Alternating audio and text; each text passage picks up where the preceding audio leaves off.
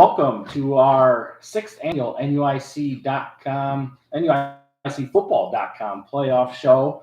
I'm Kyle Kampmeyer, your host, and with me I have Tyler Meridian, who is our 2021 football state champion from Polo.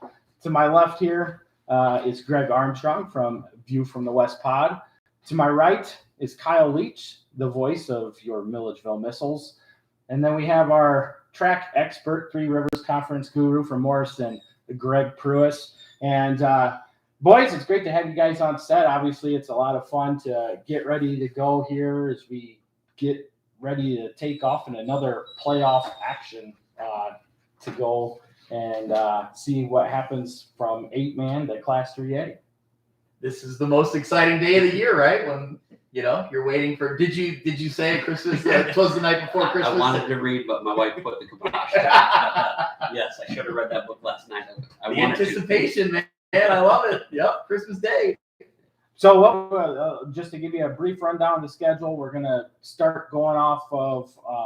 We're going to start in class or in 8-man, and we're going to go through some of the teams that we want you to watch. Keep an eye out for. Projected games that we see going down the bracket. Then we're going to move into Class 1A, 2A, and 3A. And then starting at 7:55, we'll begin the pairings releasing for 8-man and then roll that right into Class 1A, 2A, and 3A as well. Once we get done releasing the pairings, we have the chat session there. We will open up the chat window to a Q&A session. So if you have questions, feel free to ask those questions. And we'll get them answered as we continue to work our way through probable matchups that we see based off of the actual brackets once they do get released. So we'll go ahead and start in 8-man. And obviously, between the three of you guys here, you guys are my most knowledgeable 8-man experts. So let's start off with the number one ranked team that we see in state right now, and that's the West Central Heat. Obviously, you've probably seen them play. Maybe you've gone up against them in the past. Yep. You've recently seen them play. So what we got here? We know we got Caden Drossi here, who's definitely got over 1,851 yards on the season, having a huge season for the Heat. And couple that with Mason Carnes as well. Is anybody able to stop these guys? Not that I've seen yet. Like I said, they seem to be the most complete team in 8-man because like the three-headed monster they have on offense with the quarterback, fullback, running back. It's not just Drosty. They're very good offensively, but from what I've seen defensively, they bring it too. They seem to be the most complete team that I've seen. I don't know what you think there, Tyler. Up front on both sides of the football. Fullback Parker Melton as well. He gets a lot of yards. He doesn't get talked about as much as Carnes and Drosty, of course, but they have a good scheme there, and they're probably one of the favorites. Yeah, and I mean, we've seen Jason Kirby do a lot, and really what his offense looks like is a triple option type offense brought into the 8-man style of play.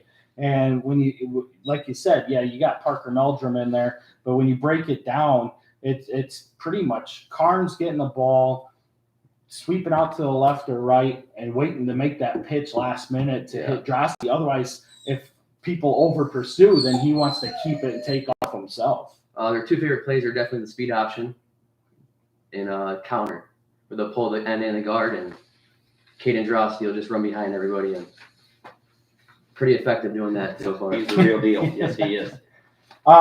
Moving into the other team that we're really looking at right now that's undefeated would be LSA, obviously Decatur Lutheran, otherwise known as LSA, Lutheran School Association. The Lions come in at 9-0. They're ranked number 2 in state.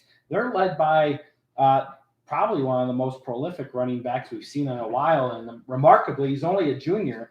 But as of last night, he's up to 2,842 yards on the season with 42 touchdowns in Leighton Miller. Oh my gosh. When Kyle, you texted me about him like, I don't know, a few weeks ago. And then you sent me the note, the stats. It's unbelievable. Yeah, 500 of those yards were against Milledgeville. He was like looked like a video game. Yeah, he is. Yeah, they have a big offensive line, and he hides behind them really well. And he shifts, really shifty. I mean, he's the best player I've seen all year He's Bo Jackson and Tecmo Bowl. He That's is crazy fast and just elusive. Like he's the real deal. Like what do you have? 42 touchdowns now. He's up to Yeah, 42 right now. I mean, he just ran for 6 touchdowns last night. It was a close game in the first quarter, and then it just kind of blew open from there. I mean, I believe Coach Hotman said that they were behind like 18-6 at halftime. Okay, there you go. Yep. So it was a low-scoring first half, and then it just blew open in the second half, and they walked away with what? It was 54-40, I think, was the final in that one. I believe so. Yeah. So, man, just impressive. And obviously, he's got a couple other players that help out with the way things run. Emmanuel Ruffton is one of those guys who gets a little bit of carries here and there, but definitely used more as a blocking back to help spring Leighton Miller. And then, they got a pretty decent-sized offensive line up front that Leighton can kind of hide behind, and all of a sudden he just darts off. And, the way they attack it, it's almost like they're running a similar style to like a double dive or a dive lead type offense, which is really cool to see, to be honest. Yeah, they don't list a quarterback on the roster. That's all running back, fullback. He takes the majority of the snaps, but they've had 2 guys play quarterback this year. That's Casey Kaufman and Leighton Miller, of course. And really, a lot of what they do is they just snap it right to Leighton Miller, and they'll put 2, I guess, wing back or H-backs on the one side and just run behind him. He's got good vision, good speed. Just a good football player. Yeah. Obviously, another team that we've talked a lot about, and you have really hit a lot on your podcast, is the Ridgewood Spartans, coached by Pat Elder. Led by Gavin McDonough, who's got 1,151 yards rushing and 18 touchdowns as of before Week 9. So those were the stats before Week 9. And then you combine that with the play of like Ryan Sandberg, Patrick Moriarty.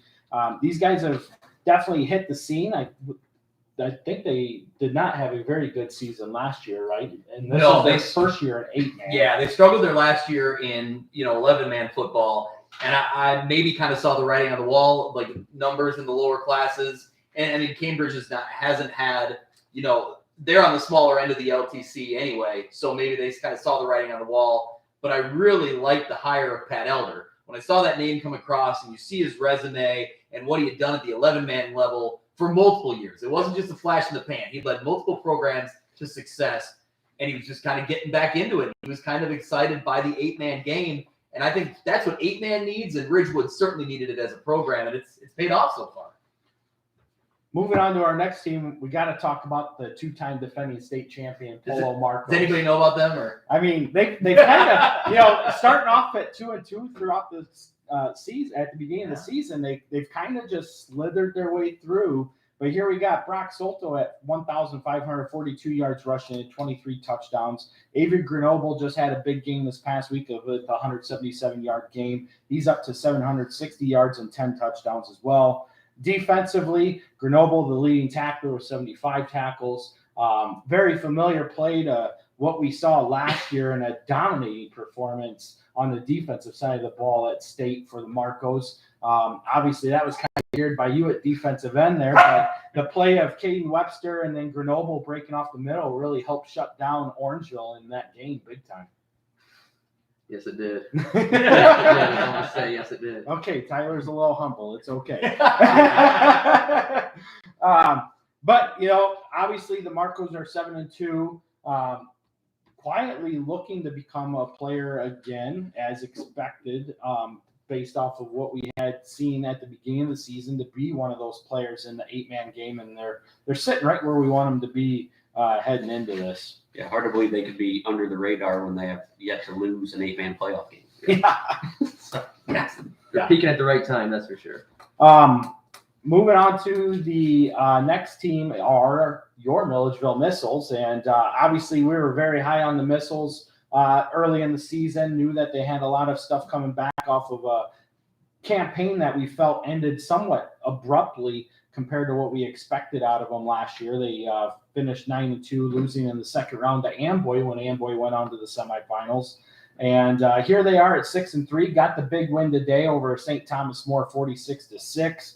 Obviously led by quarterback Connor Nye, who's going into today's game, and you probably have the stats already for today, but had 1,130 yards passing with 21 touchdowns, another 678 yards rushing and 8 touchdowns. And we take a look at the return of Bryce Audie as well, which so far over the past 2 games has proven to be a little bit of a good sign for the Missiles as they move forward. Obviously, he's probably still a little hampered with the injury, but the play of Kason Johnson's really stuck out a lot too. And then, of course, Eric Ebersole on the line. Yeah, like I said, the Audie addition will be really nice to that offense. Kason Johnson's been getting a lot of the attention, and all of a sudden, Audie was Nye's favorite weapon last year, and you can see already this year that they connect really well right away. And then Wilk, I think Colt Wilk was over 100 yards rushing today. They fed him the ball more. So, yeah, Milledgeville's starting to peak at the right time as well, kind of the healthiest they've maybe been all year. And, yeah, they're going to be the team nobody wants to see sitting at 6-3 when the bracket comes up. Right. With the additions of Bryce Audie, you got Bryce Audie, Kason Johnson, Connor Johnson, Micah Tom Smith, Colton Wilk. It's pretty good weapons around Connor Nye at quarterback to make a very prolific offense in the playoffs here. Oh, for sure. Key for the Missiles will be defensive, and they've been better the last 2 weeks. Yes. Got Bryce McKenna back at linebacker. Yeah, that's Starting to figure it out. Can they get any stops? That's been their Yeah. problem. The last 2 weeks, they've headed in the right direction. So, Well, and that was one of the biggest things with their loss to West Central is being able to seal off the edge to keep Drosty in check, and they did not do it. They would get there, they'd have 1 stop, 2 stop, it'd be 3rd and long, and all of a sudden you'd break one off. And you got to be able to continuously play at that level, and obviously team speed's huge. And Milledgeville usually brings a lot of good team speed, but it just hasn't been the same as what we saw of them last year to this point. But a healthy Milledgeville team can make a lot of changes.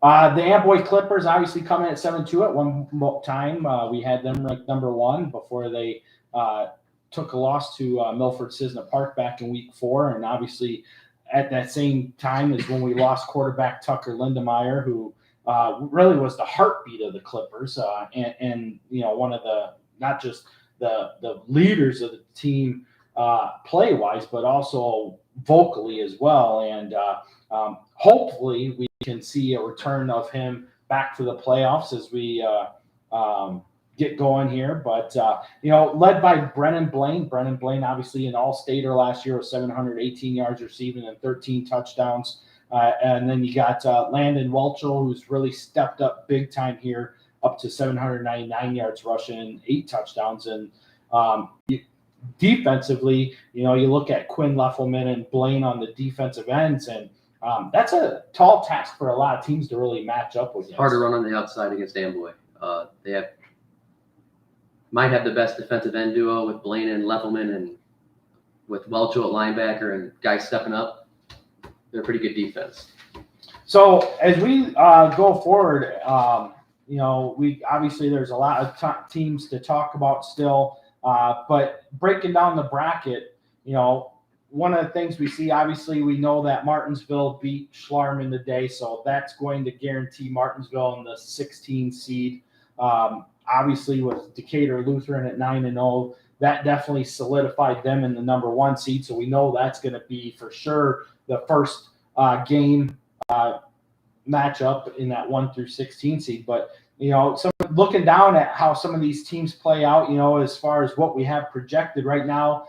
Amboy at the 5 seed, West Central 2 seed, Milledgeville 7 seed, Ridgewood 3 seed, Polo 6 seed, and then St. Thomas More at the 8 seed. We're setting ourselves up for exactly what me and Greg have talked about for probably the last 2 to 3 weeks on an absolutely lit 8-man bracket here. So I said it a couple weeks ago on the podcast, and I really mean, I think the 8-man season has been the most entertaining that we've covered, because with a smaller pool, it means every week is big matchups. And now when you get into this playoff field, there's 6-3 teams that are every bit as good as an 8-1 team. And it's just, you never know what's going to happen.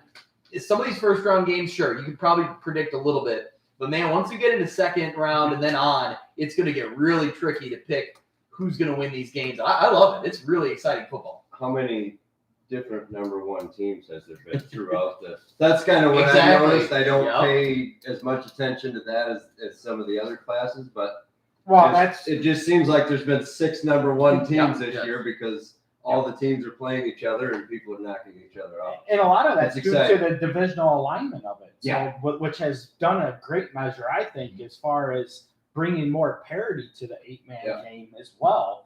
But, one of those teams that we didn't even talk about is the Milford Citizen Park Bearcats. They're 7-2. They were once ranked number one. Yep. They're led by Sawyer LaFoon and Tevin Longest, Chase Couture, and Justin Tillman. And they were very explosive. I mean, the way that they play, obviously they had the 2018 state championship. They lost in 2019 to Polo at the state title game.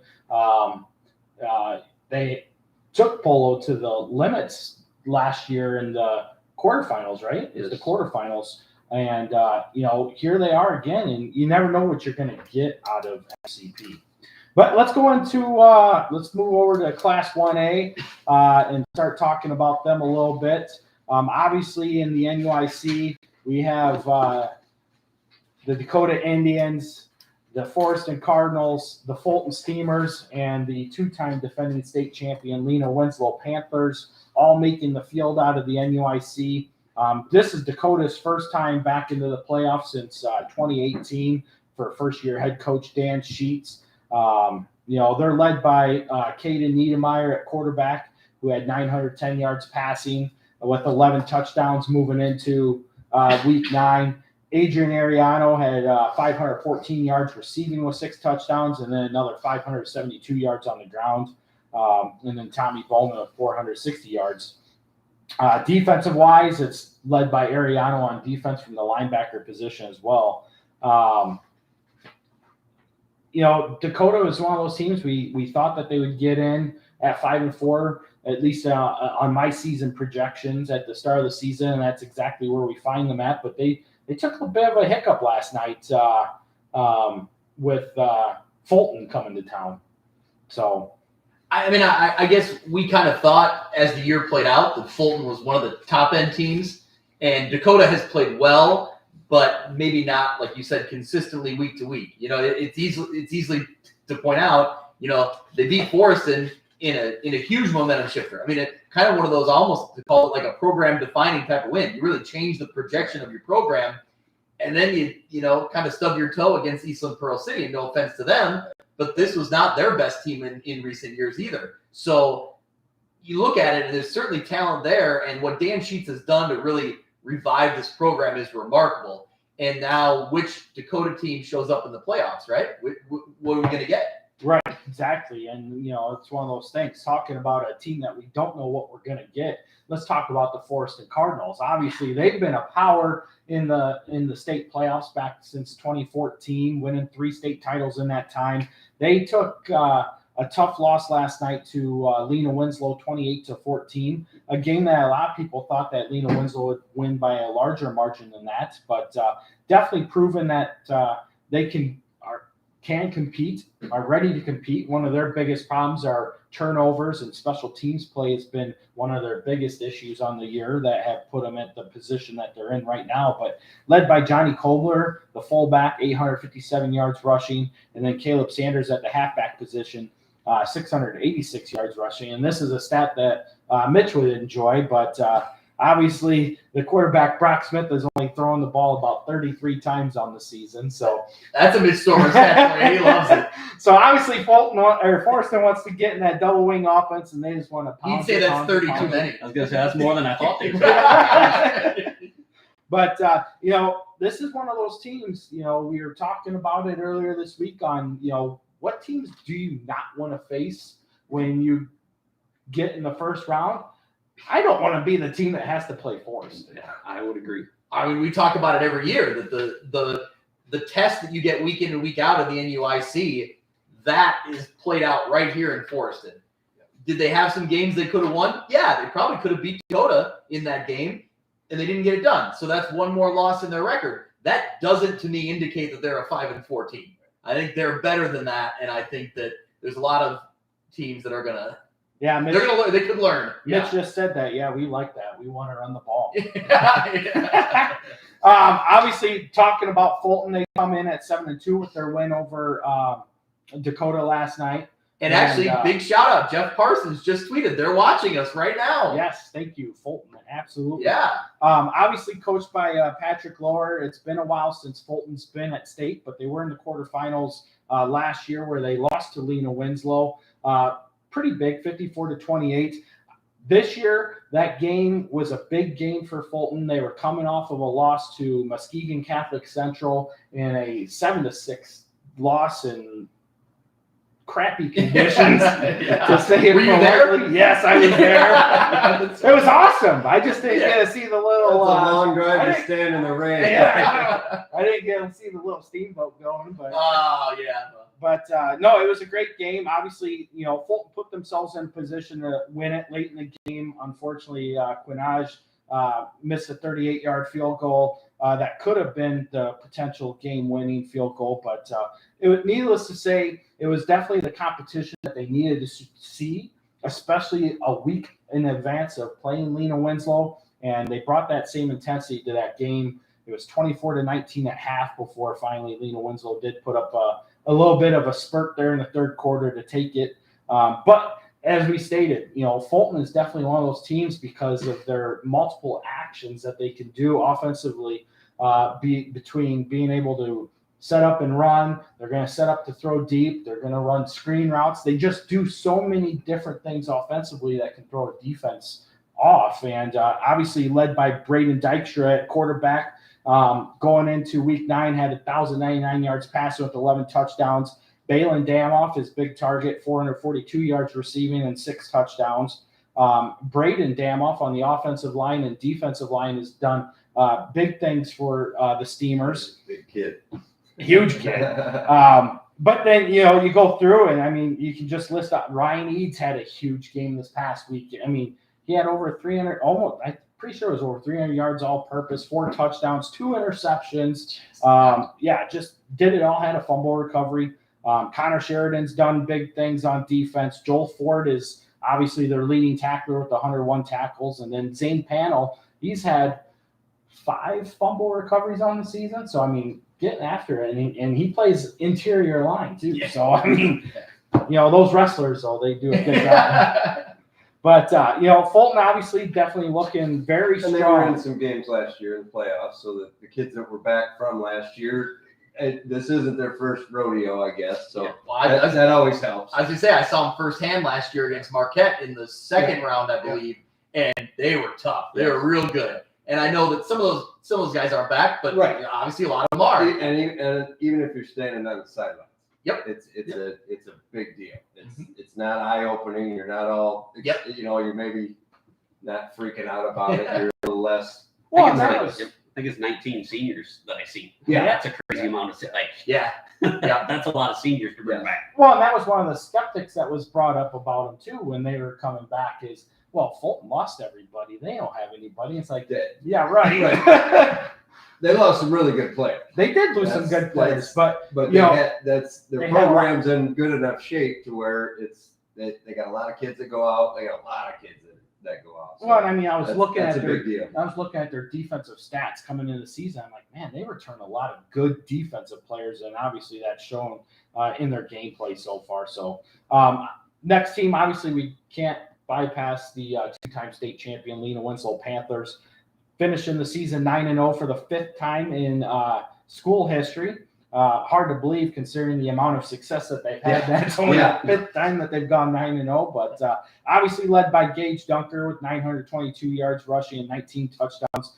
The addition of Gunnar Lobdell has proven to be very well for Lena Winslow too, with 945 yards rushing and another 14 touchdowns. And then we can't forget about speedster Jake Zeal, who can get to the outside. He's added 652 yards and another 8 touchdowns. But the biggest thing that I have on a takeaway for Lena Winslow is their offensive line. And Jake Tippett and Henry Engel really stand out the most to me at the guard positions. Yeah, they do a great job every year, and that's Coach Aaron's system, right? That's kind of what Lena Winslow does, is they get kids in the right spots to exceed or to have success and kind of always maybe go beyond what they thought they were capable of. They get guys to play up at that level, I feel like. Right, absolutely.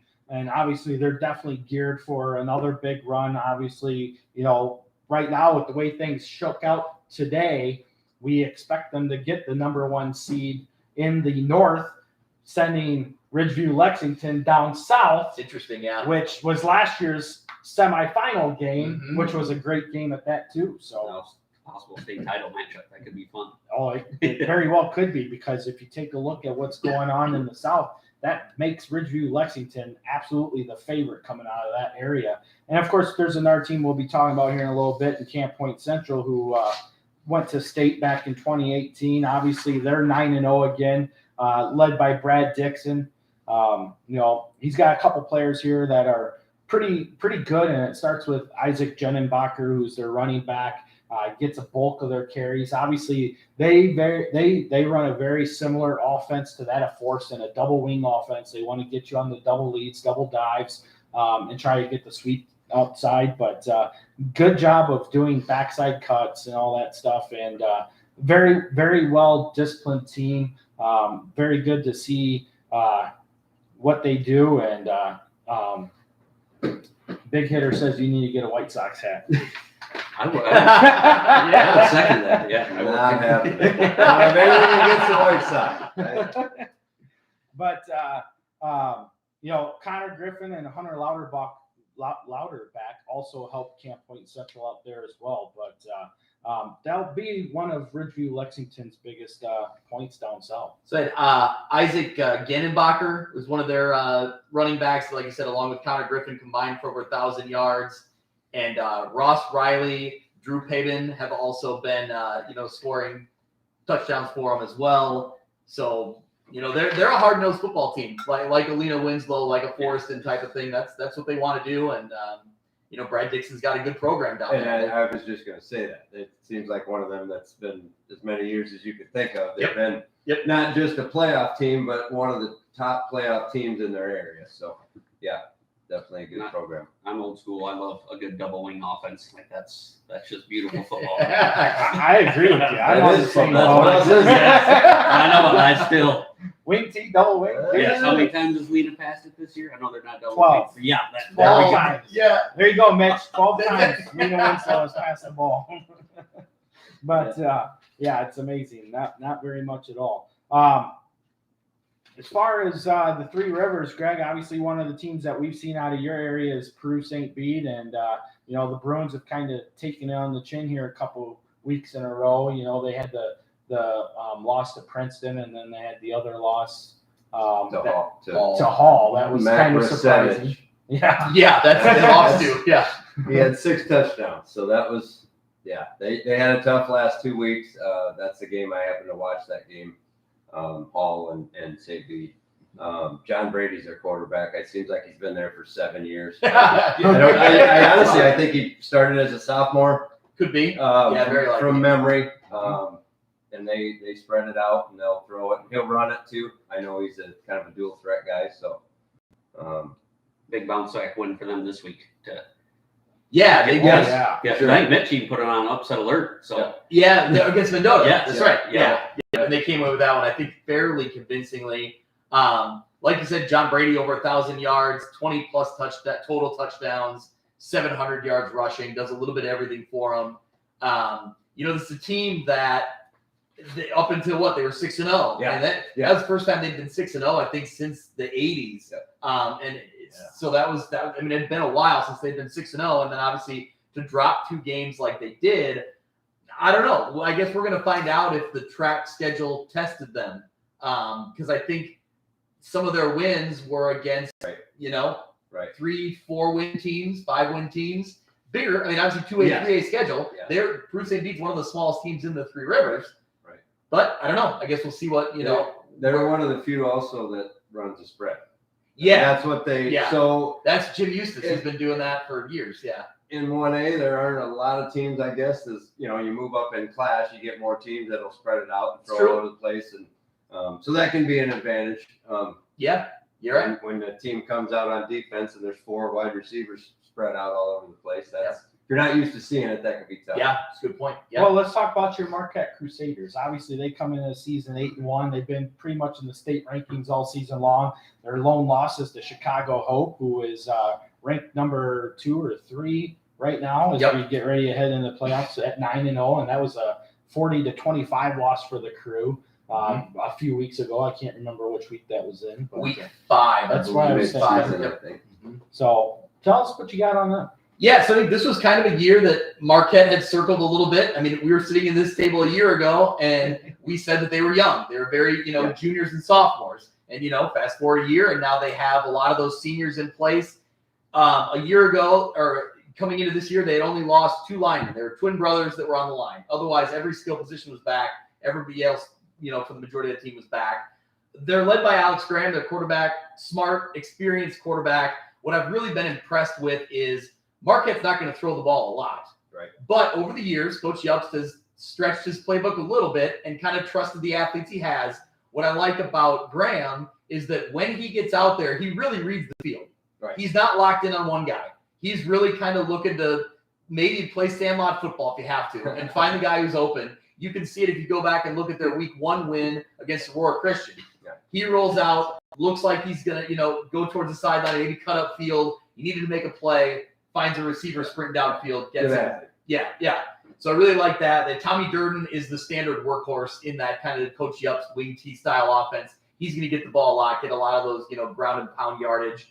You got Journey Reed, Logan Nelson, Caden Ayler, who are kind of those speed weapons on the outside, and that's kind of a good balance. When a Marquette team is good, they have that workhorse back, but they got the guys going to come around the end and get to the edge, and Marquette's going to have good blocking. Coach Yup's and that defense or that offensive line is going to be well established, and that's what they've relied on so far. And I think for the most part they're healthy. Logan Nelson's out for a little while. I'm not sure if he's going to be back, but I believe that he'll be coming back in the playoffs, and that's good for them. And 10th straight appearance. Yeah, and that's Coach Yep says he knows how to coach football. So when you go back, I mean, before that, this program was really down. Yes. I mean, was not doing much of anything. I mean, 2 wins a year for a long time. Right. And so it's been a remarkable turnaround, and Coach Yup's has done unbelievable, at that with that program. So the only thing I can add about it with Marquette being a military missile is it was wide right. No, it was good. It was wide It was right. good. That's the only thing. I agree. I saw that replay. Oh, here we go. Times. That should have went. Who was the further. cameraman? Here we go. That was terrible. Terrible. Yeah, wide right. That's all I got to say on the truth. Obviously, looking at the South, we talked about Camp Point Central, but some other threats that we could potentially see is Greenfield Northwestern. Obviously, they took a loss yesterday to. Oh shoot! Yep, I just had that. I know. Route. They lost to Route. Yep. That's right. And obviously, Greenfield Northwestern was 8-0 at the time, coached by Joe Pembroke. Greenfield had a lot of great teams back in the 90s. They got a state runner-up in 1991 ahead of Hardin Calhoun, winning back-to-back state titles in 92 and 93. No, and 91 they played full. Yeah. Always a Oh, sorry. I thought. Oh, that was 2 years late. 91. Yeah. That was 91. Yeah, they lost to Fulton. You're right. Yeah, so do we. Twice. I knew he was getting somewhere with that. I knew he was going to come back to. No, I just triggered something. But what I was going to say is that those Greenfield teams definitely went up against the powers of the Galenas in the late 90s too. So obviously, they're led by Dylan Pembroke at quarterback, has over 800 yards passing with 13 touchdowns. Cohen Vetter at running back has a little over 600 yards rushing and 10 touchdowns. And Garrett Costello is their leading receiver with 7 touchdown receptions. So obviously, where we take a look at what Greenfield Northwestern has, definitely eyeing a potential rematch with conference foe Calhoun in that first round. That's what we have projected right now. And I know a lot of people down in Hooner Nation would love to see Greenfield Northwestern again. So we'll see how that plays out when we reveal those brackets. But talking about the team that beat them, the Route Rockets, obviously coached by Barry Creviston, state championship in 1984. So it's been a long time since they've been there. But I don't have any stats on them, but I do have the players that lead them. Awesome. Yeah, I was able to Go find ahead. a few. Cohen Hoots is their quarterback. Over 1,300 passing yards this year, so that's not too shabby. 14 seniors. Wide receivers, they got Dax Baptist with over 500 yards, and then they have 3 other wide receivers over 250 yards. So I'm assuming they like to throw the ball more than run. Yeah, they run a spread style offense. I've seen, I get kidded a lot. How many teams have you seen play? Well, obviously in person, I see a lot of teams play, but I don't get down to Central Illinois to see a lot of teams play. But there is a great thing called Huddle, and there's also a great thing on Max Preps called Video Recap. So, you get to see a lot of stuff, and obviously I follow a lot of these teams on their Twitter handles, and, a lot of their players post different game actions. And it's easy to just get in there and draw up, see what they kind of do schematically. So you said Dax Baptist is one of their wide receivers. They also have 3 other wide receivers that are 6'3" or taller. I didn't have the height. Wow. Yeah, But that so they have some would guys be on the Ethan outside. Walker, Ryan Oswald, and Aiden Lady. I had them written down. I didn't know they were 6'3".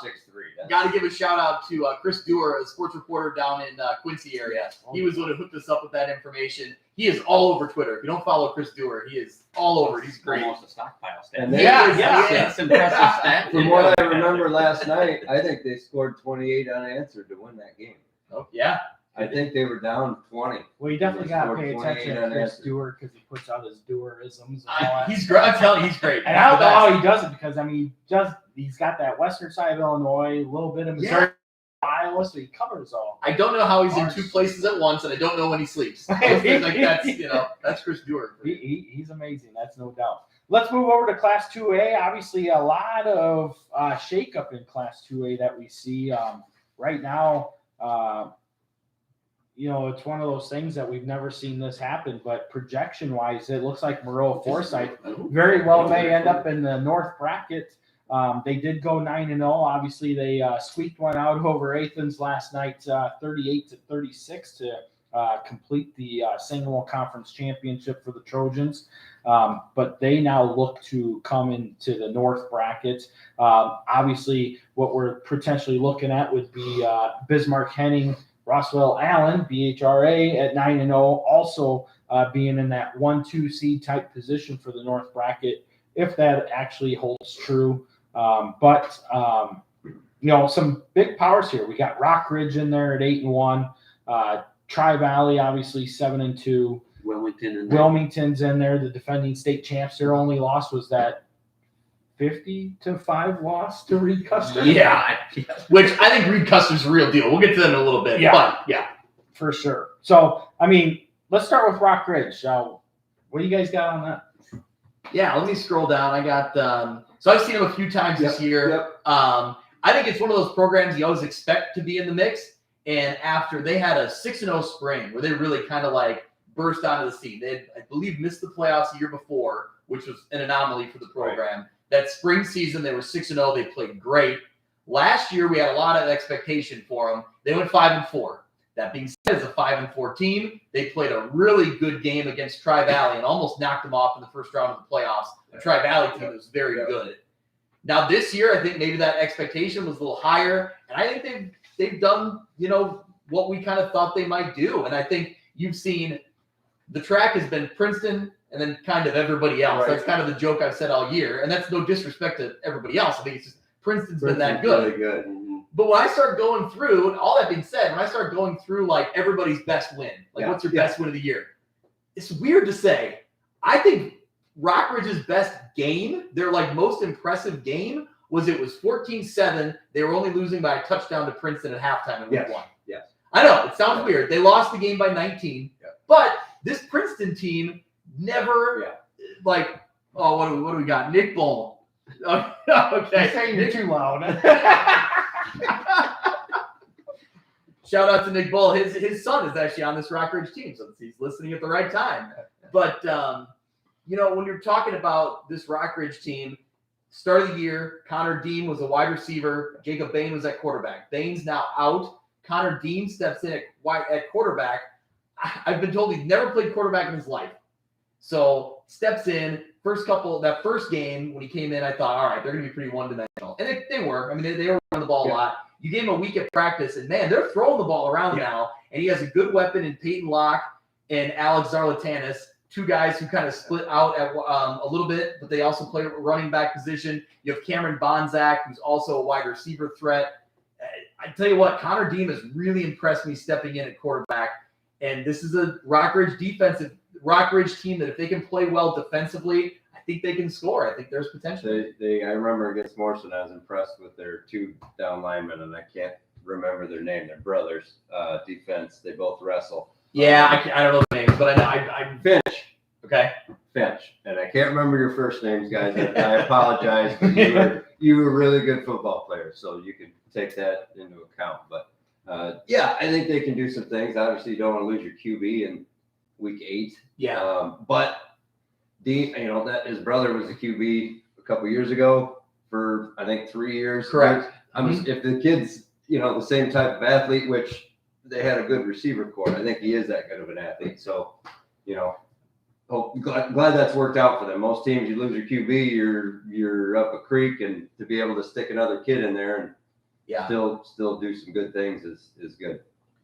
So let's take a look at Moreau Forsyth. Obviously, if we do project them being in the north, they're led by quarterback Cade Maurer, who's got 1,129 passing yards and 11 touchdowns, has 340 yards rushing and 6 touchdowns. So really a lot of the offense runs through Maurer, but then you got running back Aiden Reiser. And, his stats don't really pop off the chart at you. He's got 447 yards rushing and 18 touchdowns. Defensively, he's their leading tackler with 87 tackles. But I tell you what, you guys ever watch the show Friday Night Lights, the TV series? Yeah. And you got Tim Riggins. Yeah. He reminds me of Tim Riggins. Has the number and all. And of course, Moreau Forsyth's jersey color. I already like it. I'm sold. Yeah. Aiden Reiser's my Tim Riggins. But, I was watching, shout out to channel1450.com and Derek Paris, those boys down in Springfield do an absolute fantastic job covering all those schools down in that area between the St. Mo and the Springfield conferences, and just awesome. But watching Reiser get that touchdown run against Williamsville, and he points right at deep. Oh yeah. Oh man, that was awesome. Was that the play where he got called? There was a penalty called, and he said, "I'll be back." Yes, I saw that. That's great. Such good stuff. And sure enough, he was back and got the big 24-21 there for Moreau Forsyth. So obviously, another player to watch out for with Moreau Forsyth is that of Jacob Blunk. He gets in on both the rushing game and the receiving game. 423 yards on the ground, 341 through the air. 8 touchdowns total between the two, 4 and 4 split. So they do a lot of good things offensively, and obviously defensively. Moreau Forsyth's definitely a team that we're looking out at. And then knocking off this team last night. Didn't they beat Athens last night? Yeah. Down the road. Yeah. So Athens is coached by Ryan Knox, and right now we got them projected to be the last team in, or the smallest team in Class 2A right now, and that tends to look very good. And right now, they're led by Corey Craig, who had 1,102 yards rushing going into last night's contest, 16 touchdowns. Cameron Biggard also has 766 yards rushing. Defensively, Braden Leathers is a big guy on the offensive line, but defensively leads tackles, followed by Corey Craig at the linebacker position. So, obviously Athens plays more style offense that we like to see around here, that double wing style offense. They're going to create a lot of problems in this 2A bracket, I think. And if you take a look at where they could be potentially set up in the South, it looks like they might potentially run into another team that we're very high on, and that's the St. Teresa Bulldogs. Those are the names. It's a very tough possible 8 seed. Like, that's a very good possible 8 seed. So, a couple teams there that we definitely like to see. Obviously, some of us were hoping to see Athens in Class 1A just to give us a little bit more depth. I know that a lot of coaches. I was talking to Coach Jostis earlier this week, and he was really excited about the possibility of having Athens in 1A, Monroe Forsyth 2A, Williamsville 3A, trying to hit that perfecta that they once had when they had the old OCAL conference, and they were able to get 3 teams in with Tuscola, Monroe Forsyth, and Tolono Unity when they all went to the state championship game the same year, 1A, 2A, 3A. So obviously not going to work out, but very cool to see. Other teams to talk about, obviously, Greg, you had some information on Wilmington, I believe. I did. Their 8-1. Their only loss is to Reed Custer, which we'll discuss later. 26 straight playoff appearances for Wilmington. Wow. So just on that alone, kind of what you're getting. They got 2-year starter Colin James is over 1,000 yards. We remember him from the state title game last year. They were the 2A state champions. Yeah. They did lose a lot from that team, but he returned. Kyle Farrell is a running back. He has over 700 yards.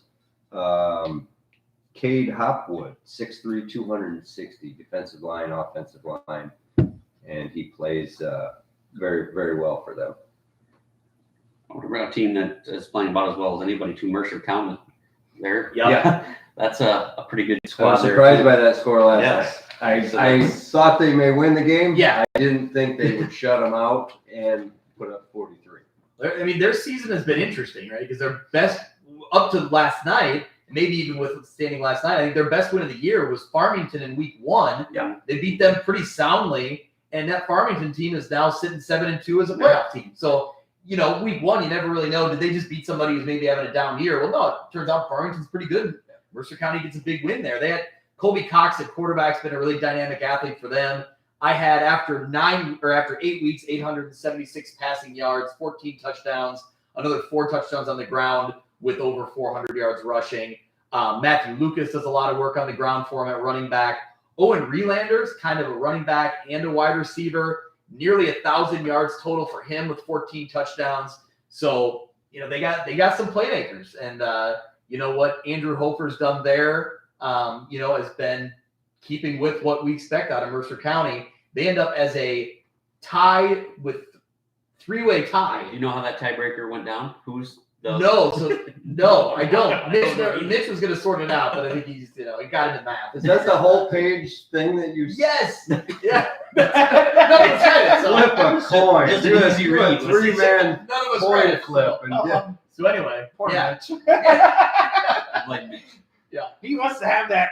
I gotta have He this needs to conference know who the champion. champion is. I know. Yeah. So 3-way tie for them. But this is a Mercer County program, and every year we kind of say, all right, they come out of the LTC, a mainly 1A conference. Now Knoxville's bumped them up now a little bit, but have they been tested enough when they get into 2A?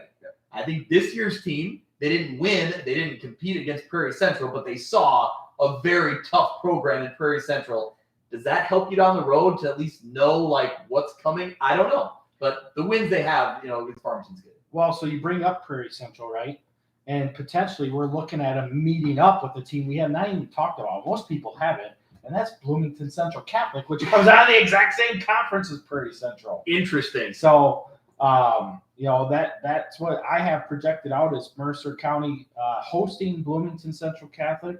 Obviously, we'll find out here in a few minutes if that actually takes place, but that'll be a big game there. Let's move into 3A. Obviously, we got some big hitters, very big hitters in 3A North. Princeton 9-0, IC Catholic 8-1, Stillman Valley dropping down at 8-1, Reed Custer 9-0, Byron at 8-1, and then we got the team that just beat Stillman Valley, Genoa Kingston at 7-2. Yeah. This bracket is Gauntlet. is so stacked, is so loaded. Maybe we've kind of talked about some other brackets that don't have the same firepower as in years past. This one has all of it. Anybody gonna have anything left by the time they get to Champaign? No kidding. And honestly, for the last handful of years, the 3A North bracket has been really, really strong. Oh, it has been, and I mean, it's really been the 3A South that we've looked at where you could pick the 2 or 3 teams that had a legitimate shot at state and be right on the money. And This year 3A is just looking fantastic all the way around the board, but 3A North just pops out and says, "Hey!" Yeah.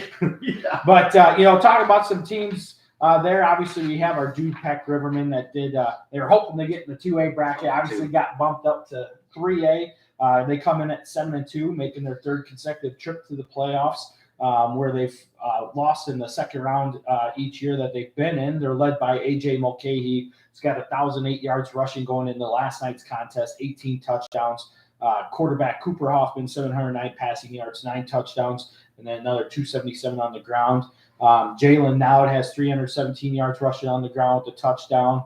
And then Will Howard, their leading receiver, with 304 yards receiving and 4 touchdowns. And then we can't forget the linemen, Breon Green and Caden Degner, those 2 boys up front, definitely help propel this offense in the trenches. So defensively wise, Mulcahy leads the team with 77 tackles. And then Caden Degner at his linebacker position follows up with 63 tackles. So obviously we're looking at Dupac at 7-2, potentially projected to host a first-round game as the 7th seed. Last time they were the 7th seed, they did get that first-round win before they eventually lost to Byron in the second round a couple of years ago. That would have been the 2019 season. So, if things break out the way that they're projected, we're looking at potentially going into Braidwood to see Reed Custer in round 2. So, what you got on Reed Custer? I wouldn't want to be anybody to see Reed Custer. They got 60 points a game, 553 points on the season. They've only allowed 53 points. Their closest game was a 41-0 win over Peatone. That was their closest. That's their closest game. A running clock. Yeah. Lots of 3-year starters, great linebackers, running back, middle linebacker Jace Christian, quarterback, running back, wide receiver Lucas Foote is their Stud upon many studs, I guess. Wide receiver Colin Esperanza. That they just, from the few people I talked to that have seen them play or played against them, it was kind of a good luck type thing. Do what you can. Yeah, Reed Custer's only scored less than 50 one time, and that was the 41-0 game against Peatone. So, Wow. Unbelievable. Yeah. pretty good I mean- offense, I'd say. Obviously they've been lighting it up. I don't know if you guys have followed Colton New on the Twitter, Colton New Sports Talk. Yeah. He covers the ice and talks a lot about Reed Custer and Wilmington quite a bit, and just following along and seeing those games. It's like, wow, they're just punching them out left and right. It's crazy. Obviously, IC Catholic, another big hitter that we see annually, perennially. 2016, 17, and 18 state champs. 2 of those state championships in 4A, due to being success factored up after winning the title in 16 and 17. But here they are. They're out for revenge. They lost in the last 4 minutes to Byron in the semifinals last year, and tough. Yeah, that's all you want's an angry IC Catholic. I was going to say the same thing. That's Yeah. Obviously, they got a lot of studs on their team. I can't remember all their players, but they were a very young team last year. Bring back a lot. Down in the southern half, Junior KJ Parker. Yes, is yes. getting a lot of offers from He is. Big Ten schools, Wisconsin, Iowa State. I think he's their main guy, but yeah, a 1-point loss to Joliet Catholic. That's it. Oh man. 3A South, obviously, we got Williamsville down there. They're 8-1 with that close loss that we just talked about to Maroa Forsyth. They're led by Jake Seaman at quarterback, 1,714 yards passing with 22 touchdowns, another 469 yards rushing on the ground with 11 touchdowns. Obviously, they're the 2019 state champs. We're the runner-up in 2014 as well. Ethan Hines, their leading receiver, along with Jackson Workman, but right behind them, 584 yards and 494 yards, respectively, going in this past season. Again, thanks to Derek Paris for providing these stats, along with Aaron Coons, the head coach at Williamsville. He messaged me and was able to help me get those stats. via Derek Pear, so I really appreciate that. Williamsville obviously looking to be a strong opponent down in the 3A South, and of course we got Prairie Central, which you were just talking about with their matchup with Merco. Yeah, I mean that was a game where I believe Mercer County only had one loss at the time, and obviously Prairie Central was undefeated, and that just looked like two completely different programs at completely different levels. I mean, hearing John Hoshide calling the game from Jay out in Aledo, and it was just like Mercer County had not and will not the rest of the year see a team that was that big, that physical, that strong, that fast. They were everything. That Prairie Central team is really one to watch for in the bracket for sure. Yep. All right. Well, let's get after it. Obviously, we got let's find out who everybody plays now. We're gonna start an 8-man, and we got the brackets released, and honestly, everything pretty much followed suit. Coming in with that 1 seed was Decatur Lutheran at 9-0. They will play host to Martinsville at 4-5, which we already alluded to earlier, just based off of how everything lined up. The 8 seed is St. Thomas More at 6-3. They will play host to Pawnee, who is 6-3. The 4 seed goes to Milford Cisna Park at 7-2. They are playing host to AFC at 6-3. The 5 seed goes to Amboy. The Clippers are 7-2. They will play host to Blue Ridge, who is 6-3, the 12 seed. The 2 seed is the West Central Heat at 9-0. They are going to play host to South Beloit at 5-4. The 7 seed is Milledgeville at 6-3. They will play host to West Prairie, 6-3, who got the 10 seed. Ridgewood gets the 3 seed at 8-1, and they will play host to South Fork at 5-4. And the 6 seed goes to Polo at 7-2, and they get a rematch with Hiawatha, who comes in with the 11 seed at 6-3. That's pretty much where we're at there. An 8-man. Our projections pretty much kind of went really to par in that one there. As far as Class 1A, it looks like they are just coming out now. Yep, there they are. The 1 seed in the north, Lena Winslow, 9-0. They will play host to Chicago Richards, who is 5-4.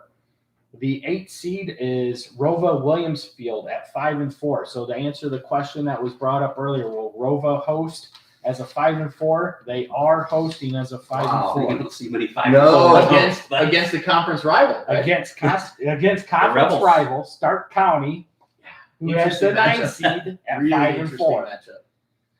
The 4 seed goes to Fulton. They are 7-2. They will play host to Aurora Christian, who is 5-4. The 5 seed goes to Anawan Weathersfield, 7-2. They will play host to number 12 seed Rockford Lutheran at 5-4. The 2 seed goes to Hope. They are 9-0. They will play Chicago Corliss at the 15 seed, 5-4. The 7 seed goes to St. Bede at 7-2. They will play host to 10 seed Forreston, 5-4. Wow. They're thrilled about that matchup. Yeah. 3 seed is Marquette. They are 8-1. They are going to play host to Morrison. We got our rivalry going on. Not only me versus Greg, but on the podcast, Mitch and myself. Yes. Me versus Mitch. Made for TV. I know that, but like we talked about, Coach Young. Coaching at both schools. Yep. That's a great matchup. Pretty That's cool. awesome. So Morrison gets the 14 seed at 5-4. They will travel to Ottawa to play the Marquette Crusaders. The 6 seed goes to Iroquois West at 7-2. They are going to play host to Dakota that gets in at 5-4. In the South bracket, the number 1 seed is Ridgeview Lexington at 9-0. And they are going to play host to Madison, who gets in at 5-3. The 8 seed is going to be Red Hill at 7-2. They will play host to Salt Fork at 6-3. The 4 seed goes to Tuscola at 7-2. They will get the 13 seed Brown County at 5-4. The 5 seed goes to Route at 7-2. They will play the 12 seed, which is Villa Grove at 6-3. The 2 seed is Camp Point Central at 9-0. They are going to play the 15 seed Dupo at 5-4. The 7 seed is Cesar-Villiers. Yeah. I remember from last year, 7-2. They are going to play host to Central A&M at 6-3. The 3 seed is Greenfield Northwestern at 8-1. They are going to play host to 14 seed Calhoun at 5-4. You get that matchup. And the 11 seed or the 6 seed goes to Cumberland at 7-2. They will play host to Cumberland, who is also, You just said that. or I'm sorry, they will play host to Rushville, who is the 11 seed at 6-3. So that is a look at your 1A Hit bracket. your projections pretty well for the most part. Yeah, I got lucky, I guess. I'm pulling a Tyler. I'll take the modest route out. Let's see here. 2A North. Moreau Forsyth, you are going north. You are the 1 seed at 9-0. And they are going to play host to North Lawndale at 5-4. Oh, they're going way north. Yeah, way north. All the way to Chicago. All right. The 8 seed is going to be Farmington at 7-2. And they are going to play host to the 9 seed El Paso Gridley, also 7-2. The 4 seed is going to Rock Ridge. They are 8-1. They will play host to 13 seed Newman Central Catholic at 5-4. Track rematch there. Yeah. The 5 seed does go to Merco at 7-2. They are going to play the 12 seed Bloomington Central Catholic at 6-3. So we just talked about having to go up against Prairie Central in the regular season, and now they get one of their conference opponents in Bloomington Central Catholic.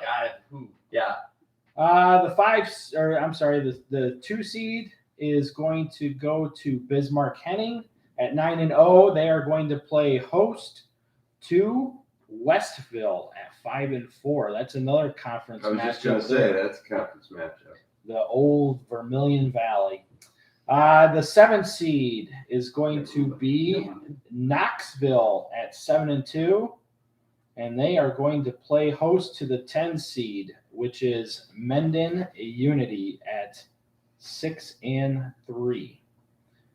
The 3 seed goes to Wilmington at 8-1, and they will play the 14 seed, which is Chicago Christian, who is 5-4. And the 6 seed in the north goes to Clifton Central. They are going to play host. Comment. Clifton Central's the 11. Yeah, Clifton's the Oh, 11. I'm sorry. Down You're right. You're right. Yep. Tri-Valley is the 6th seed. I apologize. I read it backwards. At 7-2, they will play host to Clifton Central, the 11th seed, at 6-3. Moving into 2A South, number 1 seed goes to St. Teresa at 9-0, and they are going to play Chester, the 16th seed, at 5-4.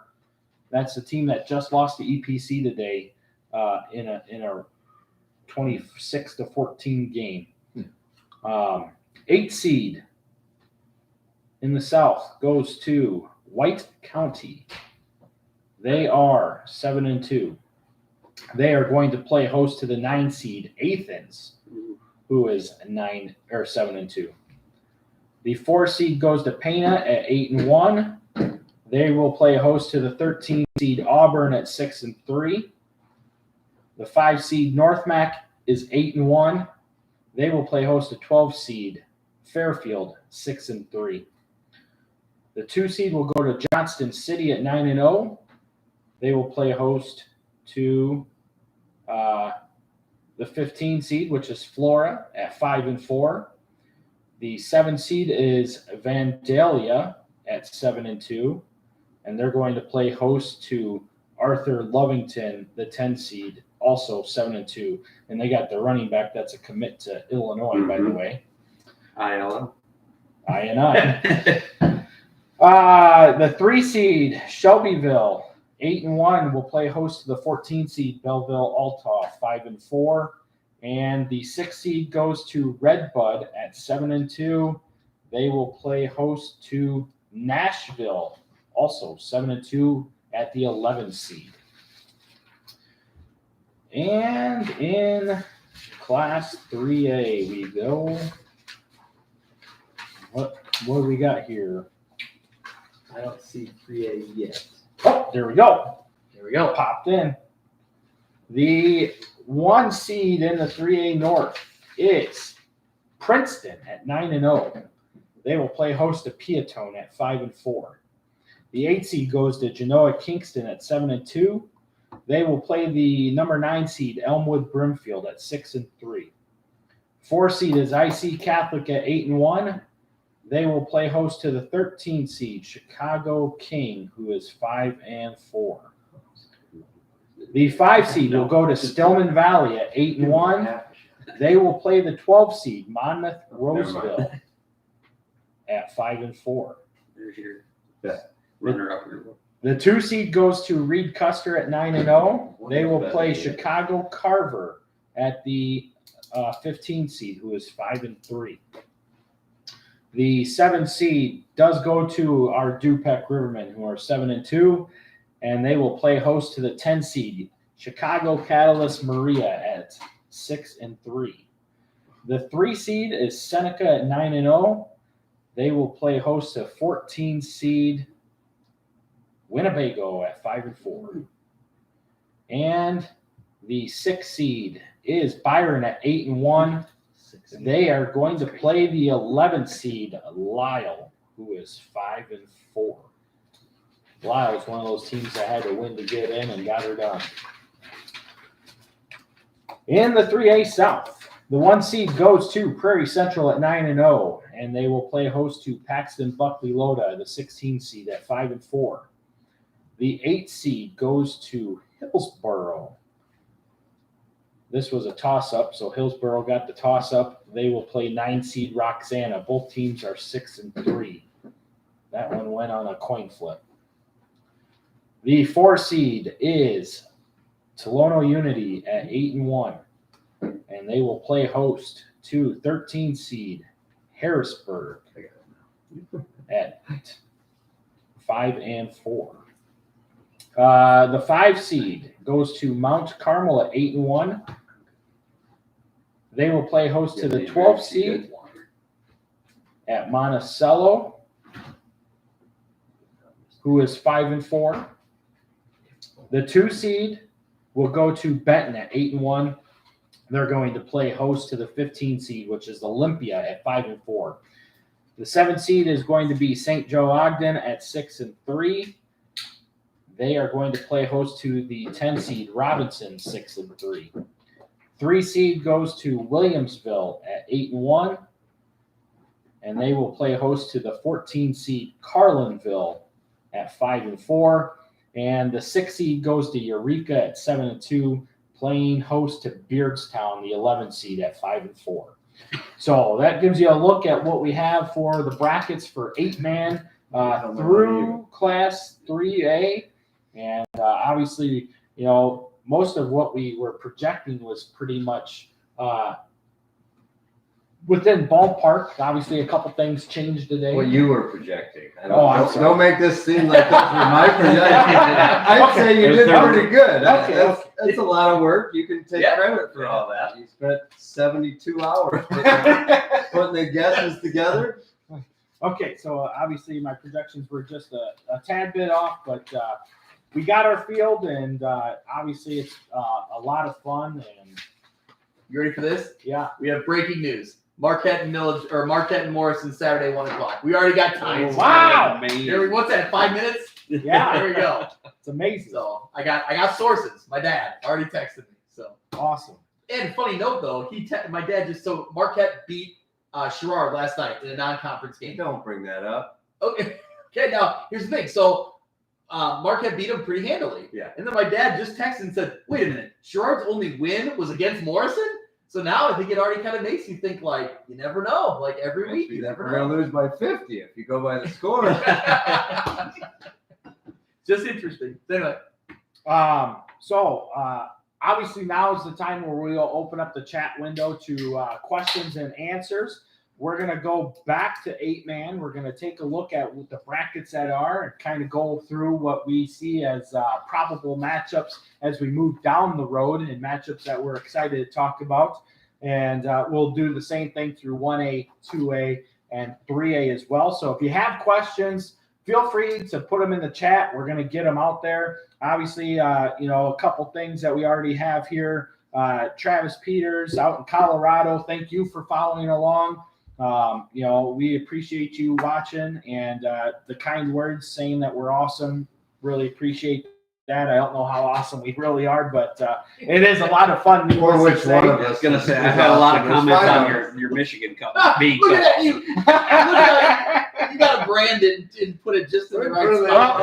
Really? I had to put it right there because Steve Snyder did message me and say, "Hey, at least put the M out." That's really funny. So go blue, baby.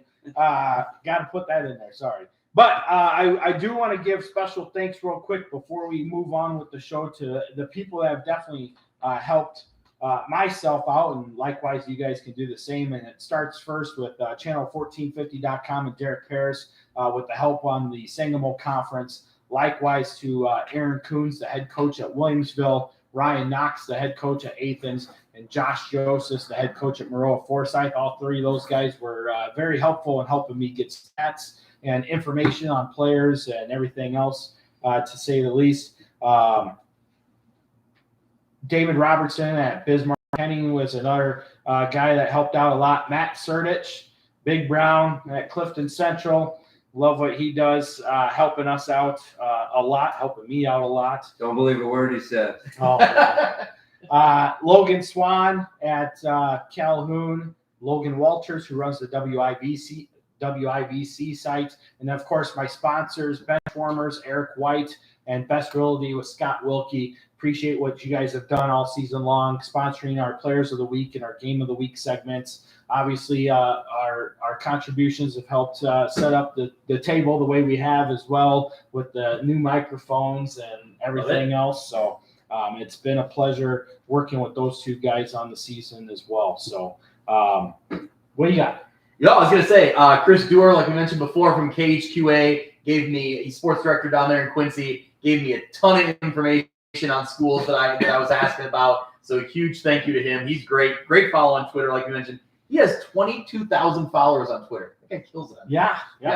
Also, Darren Kennard, who works or was part of Section 618.com. They do a very similar type of thing to Channel 1450. Okay. So they kind of cover a lot of the sports at high school athletics way down in the Southern Illinois area. So down by Carbondale and around there. I knew him when I was down there and doing sports, and he's a great guy. Helped us out, gave us a lot of information on those schools. So appreciate that. And Charlie Ellerbrock from the Ottawa newspaper, from the Daily Times. There you go. Known him for a long time. I got a bunch of, I don't have all the names written down, but all the coaches who sent emails back, there were some gave me their phone numbers, said if you need anything else, call. It's awesome that we didn't get to all the information that you even sent, but just having some available if we want to talk about your team, it makes the show a lot better. So appreciate it. And next year, if you get a request, get some info in. We'll try to mention some of your guys. Absolutely. So, we're already starting to get questions coming in. So keep them coming. We will get every one of them answered. We will go back and start at 8-man, and before we start breaking down, seeing what we got for matchups. I did get a quick text. I know we're not doing 4A, but I got a text of our conference opponent. Spring Valley Hall drew Sacred Heart Griffin in 4A. Oh, wow. Mac Percentage, do your thing, man. Here we go. Do it. So that's quite a Yeah. Cheers to SHG going to 4A. 3A did not need another team. That small Catholic school in Springfield couldn't make it down to 3A. I'm just all right. No, you're not. Bring back multipliers for all teams. Quit get rid of the waiver. That's it. Yep. Anyway, all right. So first question from Rob Craddock. Do you believe that St. Thomas More has the best defense in 8-man? Well, kind of tough when the two losses that they've had, they've had 3 losses, but 2 of those losses were by 46 points to both Polo and obviously today to Milledgeville. So I can't really say that they got the best defense. I think that personally in the games that I've seen and watched, West Central's defense really has stuck out the most to me as far as team speed, being able to get to the ball. Obviously, I watched when they played Milledgeville, so they still gave up like 30 points in that game, but I was really impressed with how fast that they could shut down Milledgeville's offense, and we all know how potent that offense can be as well. Yeah, I would agree. I would give the nod to West Central. It's the best defense I've seen. Yeah. I will say though, St. Thomas More does have some great defensive players.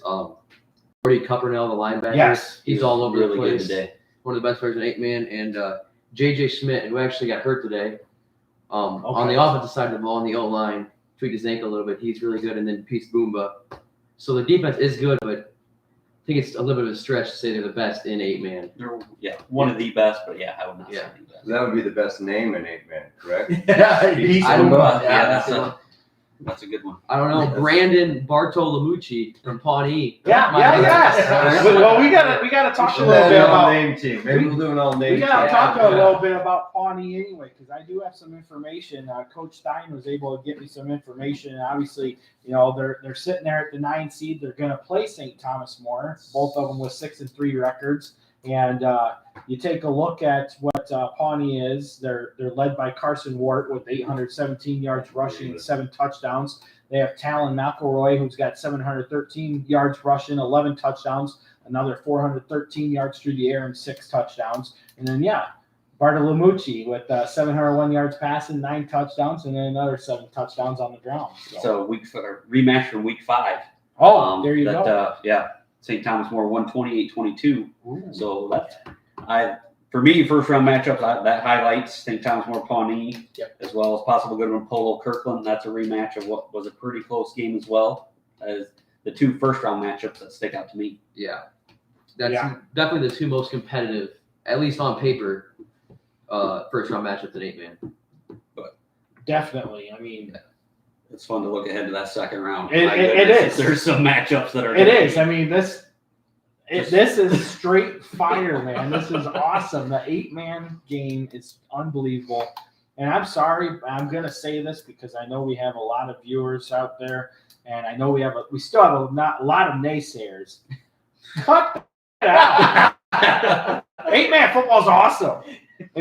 I understand it's different. You may not think it's not real football, but it's still football. Yes, it's a narrow field, but it's a lot of fun to watch the game play. I've caught a few on the YouTubes and all this stuff, and it doesn't have to do with the games, but schools get to keep their identities, their football teams, and let their kids play football. I don't give a crap if it's 5-man football. They used to play 6-man back in the 30s. If your team gets to stay your team and you don't have to, co-op 85 miles over to find a football team, and you change your colors and your name, and I think it's awesome. So another good matchup that we can see looming here in the second round is that of MCP and Amboy rematch. A rematch of that week 4 game that MCP won 40 to 30. How many rematches are going to happen right off the bat? Just because, again, the small number of teams, a lot of these teams, and maybe they haven't, but there's going to be a lot of rematches right off the bat, at least by the second round. Yeah, I'd have to go through and take. Yeah, I mean, obviously we know spot, Polo Hiawatha is one, St. Thomas More and Pawnee is one. Decatur Martinsville is one. Yep. And LSA won that game pretty. Coached by Fulton Steamer here. Shane McDermott. 46-20. If you 46 get to Martinsville, 20. that was week 3. Okay. Week Okay. 3. So, other matchups I'm really looking down the road at West Central and Milledgeville. I know that I had Scott Novus messaging me earlier today. He's like, "Oh man," he goes, "Are we really going to get West Central in the second round if that plays out?" I'm like, "Probably." But who hates that matchup more, West Central or Milledgeville? Yeah, I mean, you won big. Yes, you're 9-0 West Central. We've Tough had to him as beat number a 1. team twice, Yep. and especially it seems like up here in the NUIC. Yeah. You have a team and, not even 8-man, but the times, Forrest and Alena would kind of trade and Oh yeah. different teams. Well, And we saw it last year with Forrest. yes. That's Milledgeville what I'm and saying. Boyd. Yeah. Yeah. Milledgeville Yeah. and Boyd the Like I same said, way. I know they say Milledgeville's got a tough draw. West Central's got a tough draw. That's what I mean. I think that's going to be about. I mean, because realistically, Milledgeville 6-3. I have them ranked as the third best team in 1A, like behind Decatur and West Central. Well, you are wearing a Milledgeville Yeah, hat, so and I'm mighty proud of it too. So, But no, they were one of the teams that spent time at number 1. there's Yeah. Milledgeville? They were At some point, 1, 2. They were 2. Okay.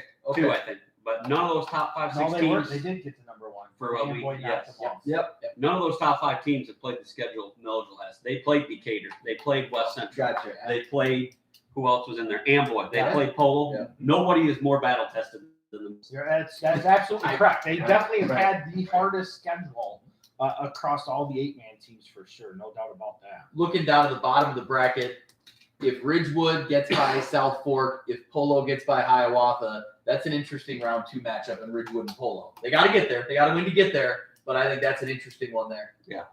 And then, I mean, of course, you got the whole semifinal scenario where you could have a Polo Milledgeville or a Polo West Central, Yep. or throw Ridgewood in there, and now you're talking. I mean, thinking about it, I mean, if I really break that down, this area, I would say right now it'd be West Central and Polo I in would the agree. semifinals. That's Okay. most Yep. likely. Yeah. Mm-hmm. Yeah. Obviously, guys still But got. I wouldn't be surprised if neither of them are there. I Right. mean, that's No. like I said. Absolutely. Neither of them have a real easy road. I think Polo's probably got the best draw out of anybody. Although we said they got a tough first round matchup. So, like I said, with Ridgewood, they're 8-1, Well, and he's been they're pumping the Hiawatha all year. yes, yeah. They got to make themselves feel good at Polo. But Ridgewood is a very at 8-1 opposite of Milledgeville. They haven't been tested. Doesn't mean they're not good. They just haven't had the schedule other than West Central.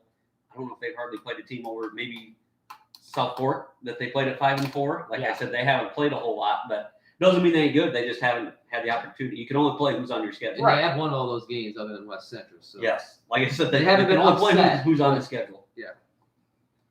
So yeah, I mean it's true. I mean, yeah, we don't know. I mean, if you look at score comparisons, it's just a factor too. I mean, their score differential is similar to how they beat Milledgeville and Amboy. Yeah. So It's split up nicely. Like the top half, bottom. We're talking about the bottom half there, but you got Decatur, Milford, Amboy in the top. I mean, that's a pretty tough bracket up there as well. oh And yeah, The I big mean, question is Lindenmeyer, is he in or is he out for the playoffs? We hear different things. I know, and that's going to be a huge difference maker. Obviously, he is going to for the Clippers if he is healthy and can come back to play, and if he can come back to play, can he be at full strength? Yeah, just the boost he could give to Oh. the team. Like I said, that's got to be big. But Offensively, we don't and know. We defensively. won't know until next week whether he's going to play. You don't know what to believe. It's both sides of the ball there. Before we get through with 8-man, quick shout out to AFC, Ashton Franklin. Yeah. This is a program that was down and out. 2005, is that the last time they made the playoffs? I think Last time somebody they said. made the playoffs. That's And I got some information on our friends down at AFC. I just know that Thanks for bringing them up, struggled bringing to them even up. Yes. struggled to even have a program. there's a Yeah, benefit to within a year 8-man ago. football. Yes. Like I said, Absolutely. to Yeah. have playoffs for them is huge. Well, not just that, but yeah, like you said, they did not. They played a JV only schedule last year. The COVID year, they canceled football played 8-man altogether. COVID year. But They they were- didn't. But they they couldn't make it forfeited the season after Yeah. the first 2 They didn't make it weeks. through. Yeah, we played them the last week of the year in Oh. 8-man. Did you? Oh, COVID okay. year. Yeah. Okay. Boom. Wow. Oh, There we all right. go. I was One of those. I But thought one of those Argue with the things kid that was on the field. But AFC, I they will. struggled. They've struggled since, well, forever. forever. But to get the 6-3 is huge for the AFC program, and it's Well, gonna be a tough one though against Milford. you know, and they're more of a passing offense. Obviously, Carson Roof is their quarterback, 1,703 yards passing, 21 touchdowns going into last night's game. Lane Koning has 573 yards receiving with 11 touchdowns. Zane Murphy with 517 yards receiving and 7 touchdowns. And then you got Auden Polk as well with 349 yards. So obviously Roof is the quarterback. That's who the ball goes through the most to get the offense going. He's also their leading rusher. Leading 8-man, I think, in passing. Yeah. He is leading 8-man passing. So, obviously their Coach Mershon's doing good things to help bring excitement back to AFC. Obviously, Tracy Gittleson, the athletic director there, has been emailing me quite a bit here recently, making sure that we're getting the stats and everything else to help bring recognition to them. And I remember a few weeks back, I think they were sitting at like 3-3, and I said, 5-4 and 6-3 doesn't look too far off. And she even said then that they were definitely excited. So it's great to see the Raiders in here. Obviously, big draw here is they got to head down to Milford to play MCP. So Coach Roble did say Saturday 1:00. Milledgeville, Scioto, West Prairie, Saturday 1:00. There we go. So there you go. Milledgeville game time, 1:00 Saturday. What'd you say, Polo? You can come to Titletown on 7 o'clock Friday night to watch Hiawatha and Polo play. Nice. So good job there. All right. And I see your question on the matchup of Cumberland and Rushville. Do either of you guys have any information? Anybody got any information on that one? Don't know that I did. All I know is a couple years ago, Cumberland played Milledgeville or Orangeville. You got the wrong bill there. I got the wrong bill. And it did not go very well for Cumberland. And they were playing a mediocre Orangeville team at best.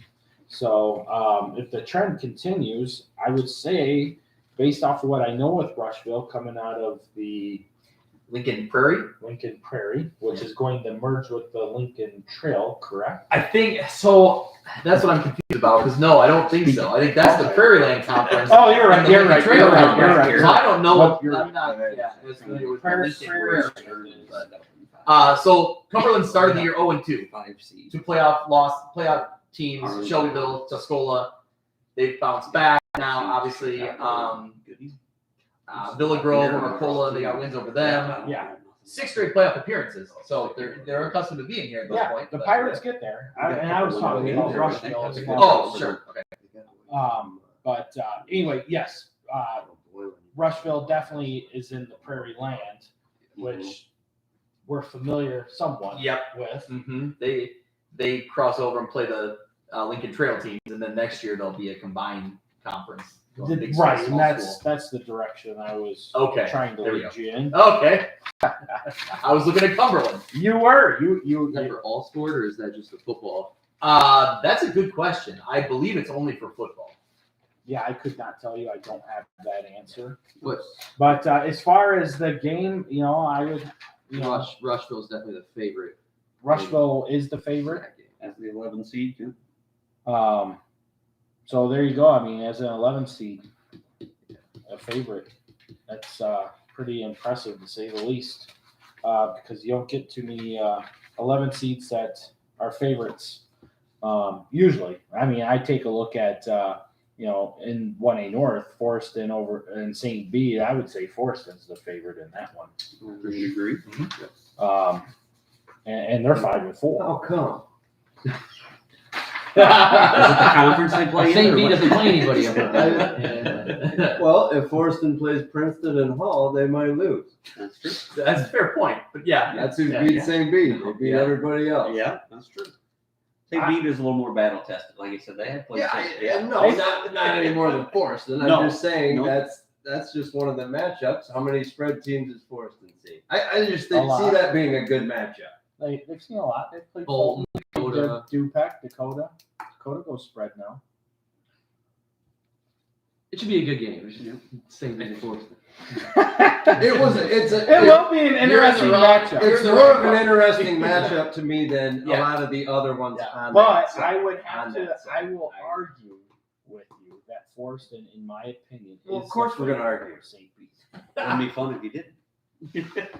But either way, it is going to be fun to see. I remember a St. B team come up to Ackland as a heavy favorite just to go home 21-0. Yep. I remember that year very well. No, Forreston's a good team. That was I the just year see that Dakota as last being one state. that matchup kind of stood out. It does. It does. Obviously, you know. And the Iroquois, West Dakota, that kind of stood out. Maybe as a, I think Iroquois West, from what I know, is a run team. Big up front. Yes, You know, they that's are. something that, you know, Dakota would be used to seeing a 90% run team or 95% run team. So. And I'm trying to get some information here to finish off for Owen so he can get a better idea of what he is looking to expect. Obviously, he is a Rushville alum, so he's very excited about this potential matchup. And right now, it shows it to be a toss-up game. It says that Cumberland would be a 2-point favorite in this matchup. So, did we say our game was at 1:00? Yeah. Because I just got Yeah. 1:00 Saturday. Thanks, Coach, but we already had it. Yeah. Are we up in the 1A North here? Are we looking through a little more of these matchups, or where are we going here, Kyle? Where do you want us to go? You can drive. It's okay. No, I don't know which other ones would be. I mean, Fulton Aurora Christian. I don't. I know. So that's the matchup I was going to ask you about, because Aurora Christian has run into Lena Winslow. What has it been 3 years in a row? Yeah, 3 playoff years in a row. Something like that. Yes. Multiple times. It's been a lot. Anyway, Yeah. Quarterfinals, first round. And Lena Winslow has controlled every game. Yeah. Lena Winslow's kind of a different breed. We've come to see that. Yes. Yeah. So anytime I see Aurora Christian on the line, it's just kind of the unknown because there's no comparisons. You can't really do like common opponents, right? So that I don't know. That's always a team that you just don't know what to expect. And if you're a coaching staff, I think it's hard to prepare for because really you can only trust what you see on film, right? I mean, because you can't really reach out. You can reach out to other coaches, but nobody you have anything in common with necessarily. No conference opponents. So it's always a weird unknown game when they come into 1A. That's just been the question every year with Aurora Christian is how good are they with the schedule they play? Yep. Bigger schools, different schools than your typical 1A. Big They've city. been 2A. Big city where they get the kids. I've seen them It's- come down to Newman, and at one time it was 41-7. They just I mean, I don't think they're at that level. There was a handful of years where they could play with anybody in their class. Right. I don't think they're to that level anymore. But again, just because you lose to Lena Winslow doesn't mean Make you're it not bad. at that level. so does everyone else. So it's a bad measuring stick Well, you're losing to use. You're losing the Lena Winslow teams that were superpower teams too. Yeah. I mean, some of the best that we've ever seen Lena Winslow Correct. produce. So Everyone else lost by 30 as well. Yeah. So I got some notes from Charlie Ellerbrock, like I said, from the Ottawa Daily Times, the Web Times. Max Bray is their quarterback at a junior for Aurora Christian. Dual threat guy. He prefers to run. An athletic guy, athletic kid his coming out. brother was a quarterback a handful of years ago. There you go. So Yep, he's got it in Name his blood. sounded familiar. Yep. So Top target, Owen Hampton. But the thing is, his top target's Owen Hampton. I've been told that when Bray gets out of the pocket, he tends to just kind of throw it out, right? Like wants to rely on his athleticism and just throw the ball downfield. Yeah. That can get you in trouble. It got him in trouble against Marquette. Two pretty big turnovers. Right. Marquette ended up winning that game in the last minute, 26-20. That being said, they're a young team, only 6 seniors. They're big up front. Yeah. But if you're a young team coming into a Fulton team that is, like we talked about, very experienced, I think that's a possible factor in this one. definitely. I mean, it's really hard to put a scope on this game. I mean, it is a very interesting and intriguing matchup. I find anytime that you get Aurora Christian in the 1A playoffs, you tend to find it to be an intriguing matchup unless they're playing Lena Winslow. Let's just say Because of the amount. Well, I mean, I'll be honest. I've sat front row for those Aurora Christian Lena Winslow games. I mean, I was really excited for that quarterfinal game in 2018 because obviously, that was the matchup. And then to watch Lena Winslow just go to Aurora and literally piss pound them. I mean, the coaches for Aurora Christian were sitting there saying that they're just playing farmer football. But see that, but that's what happens when these teams, they don't play a schedule that they all throw. They all got 5 guys out. They throw the blocking scheme. I mean, they don't even know what they're seeing when these teams come up that run 90% of the time. It just makes it. That's why with Lena Winslow playing Marion Catholic. Yeah. I just think Well, they and again, it's they were not, very soft though. and that, I'm not saying that, but it's just Very soft. being a point with some of these bigger schools. I'm not knocking kids here, but I don't know how some of those kids are getting D1 offers based off of what I saw. Well, that's Size I can understand. The size wise is there. They got the size for it. And maybe that's what it is. but Maybe there's a that's lot what of they see. difference in that style. They don't see a power running Yeah. team. They don't. And But then as when they far as do, being how do able you to- even know Well, how it's to just practice against that? practicing against is one thing. Answering the bell's a different thing. If Yeah. you don't have Yeah. the motor to answer the bell, to me, Yeah. you're not playing football, man. You got to be able to get up there and get face to face with somebody and knock their chops off. And if you can't do that, then you're going home. I'm sorry. It's just the way it is. And that's what we continue to see year after year. And I think that's what's really leading to a lot of our bigger blowouts. We don't get me wrong. Going to a spread offense isn't a bad thing, right? I don't Yeah. think it's a bad thing. It's kind of a bad thing. I think if you can stay kidding. physical while running a spread offense to help create space Yeah. for you to do whatever you want to either A, run the ball, or B, throw the ball, but you can play it aggressively, then you're going to be fine when you get into a battle with a team that's going to come at you and Right. punch you in the mouth over and over and over. Dupec's a good example of that. They want to spread it out, but they're not afraid to go up against Well, a and team here's that'll another punch you in the thing I've mouth. noticed. Sometimes these spread teams, these guys are wide receivers. And they're good athletes, but they're wide receivers. These guys also play defensive back. Well, sometimes they're still wide receivers. Yeah, They're, they're just there to catch the ball. Yeah. Do you know what I mean, though? Yeah. It's more an offensive mentality, and they don't want to get in there, and Yeah. it's there's a lot of that goes on too. It's the same kids a lot of times at the small. Going back to 8-man, there is a question here. What do we think our opinion on Milford Cisna Park is? I was there in week 4 when they played Amboy. I went down to the harbor to watch that game. And quite honestly, the defensive schemes that they ran was like a 3-man front, and then they put the 2 linebackers basically right off the defensive end butts, and almost like a 3-2 stack type of situation. They moved very fast to the ball. I felt defensively, I think they could arguably be noted as one of the best defenses as well, because I was very impressed with how they played. My opinion on them is I think they're definitely a challenger. I mean, I can't say why they wouldn't be a challenger. You take a look at where they're sitting, obviously AFC first round, potentially a second round rematch with Amboy. You know, there's no reason why you can't see MCP obviously getting to the quarters with a good possibility of getting to the semis. And then on top of that, the ability to continue to have that opportunity to play for a state championship in Monmouth. So I myself was impressed with MCP. Very experienced team up front and skill wise. Unfortunately, they did lose Mason Blank, Huge injury. big time linebacker and in the backfield for Milford. I'm not quite aware of his playoff status, but I have heard from some people that he is out for the year. So that will be huge. But quarterback Sawyer LaFoon, good runner, good thrower. He can do it all. Yeah. Plays linebacker too. Yeah. So I mean, Very physical team. They pull, they motion, a lot of movement coming at you. It's a hard team to stop. They're capable of winning a state title. They're one of the teams in 8-man who is capable of winning it. yeah, I mean, I can't see why MCP. I mean, they've been in our conversations all year long as one of those teams, and they, even though they have 2 losses, they're still one of those teams I'm looking at like they can do some damage in these playoffs. I would agree. What else we got in 1A? Any other games that we want to look at? 1A here? North, Yes. 5-12 is Anawan Weathersfield against Rockford Lutheran. Rockford Lutheran is coming out of the Big Northern. They're 5-4.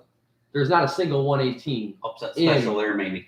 in the Big Northern. That's a tough draw.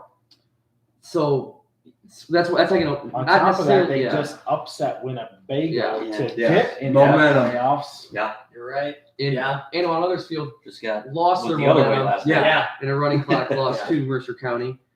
in a big game that they probably conference you title. expect to win those Yeah. and do well, and then it's just kind of that's not a good way to go So in that- the playoff. That's an interesting game, in my opinion. I think Rockford Lutheran could pull off the upset based on seeds. No common opponent, so it's hard. That's another thing you talk about the war, Christian.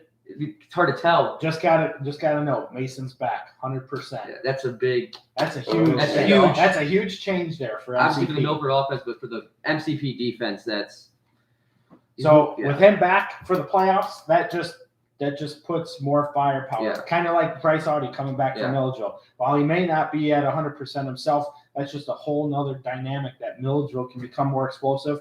That's what Mason Blank brings to I agree. MCP. Mason Blank last year in the first round of the playoff game against Pawnee, they played. He was just all over the place, and we were very That's a concerned big- about him going into the second round. So That's a big piece. big. Yeah, I Addition. remember him come off the field against Amboy. That was not a fun sight to see. Yeah. You could tell that something was wrong right away. So it's good to see. Let's get a little bit at the bottom of the 1A North bracket there, the Ottawa Marquette Morrison matchup. I think that is going to be interesting, as well as the Dakota Iroquois West. I don't know much about Iroquois West. You probably do. How do you think Dakota fares in that matchup? You know, Dakota has been able to throw the ball much better this year with Caden Niedermeyer. Obviously, Iroquois West is more of a running team. Do they match up physically with the running style teams that we see? I mean, you take a look, Dakota did beat Forston. Mm-hmm. Now, what if you had to go back and throw that game all back again, do I say Dakota wins again? No, I'm going with Forston. So, you know, and Dakota did have a blunder. They get that big win against Forston, and then they turn around the very next week and they lose the EPC, and you're like, what the hell just happened? Like, how do you do that? You know, it's not something that you should do. And as far as Iroquois West, obviously coming out of the Vermilion Valley, you know, we've seen teams out of the Vermilion Valley up here with like Salt Fork. They got an upset on Stockton back in 2016 in the first round, or 2015 in the first round, when Marquette went to the semifinals. That's right. Rolled through, yeah. Everybody, and myself included, was like, Marquette ain't doing shit. That was the year. That was the year that NUIC football got on my radar, because every week I tuned in to hear you guys say, "No, Marquette's going to lose this one." That was They're the gonna next lose this. year. Oh, That was the okay. next All right. But we were saying the same thing. Yeah. Especially after the Milledgeville, because then you had was not good. yeah, I mean, 'cause you had Milledgeville, and then Right you had over that. Dakota. Right over the upright. Finally, it was Forston that took you down. I thought he made it. From my angle, he made it. Thank He you. made it. You From my angle, he says made a it. kid from Polo. Take it. Yeah. From my angle, he made it. Thank you. Back to Iroquois West. They did start the season 4-0. They had a hiccup against Seneca, lost 35-0. And then similar to Dakota, they had a stumble against a 3-6 Mements team, which Dakota did have a stumble to EPC, as you say. But they do come in with momentum as they won their last 3 games, coming off last night's 56-0 against Watsika. So I think it's going to be an interesting matchup between Iroquois West and Dakota. Now let's get to one we want to talk about. Morrison, Ottawa, Marquette. What do you think? I like the matchup in the fact that Marquette's an experienced team, and I think they're strong defensively. So Morrison is a potent offense, but I like Marquette's speed on defense that can keep up with it. And offensively, I think that there'll be some space for Marquette to move. That being said, Morrison's a young team, and sometimes that type of team, they don't know any better. They just show up and they play. There's no pressure. There's no expectation. They just show up and play. I like that part of it for Morrison. I think for Morrison, if we think about it, they were 2-4. Yeah. They've been Playoffs playing in started playoffs. then. And they Yes, were 2-4. I think they're and they playing really lost good to a football team right that had not won a game and didn't win another game all year in Chirac. So Yeah. there was a point where there was, you know, they could have mailed it in, and they didn't. And credit to Coach Snyder, you know, keeping them up and making them just forget about it, go to the next week, and then getting 3 in a row, putting up some more points than what we were used to. They put up 50 back to Yeah. back. I don't know if Morrison's ever done that, to be honest. I think back in the state title. I days, looked a yeah. little bit of checking. There was always a game. There was a 47 Really? in between 260s. And Wow. yeah, Okay. All but right. never. But anyway, I Yeah. think this is a neat matchup. Coach Epps, for some who don't know, coached at Morrison from maybe 81 to 87.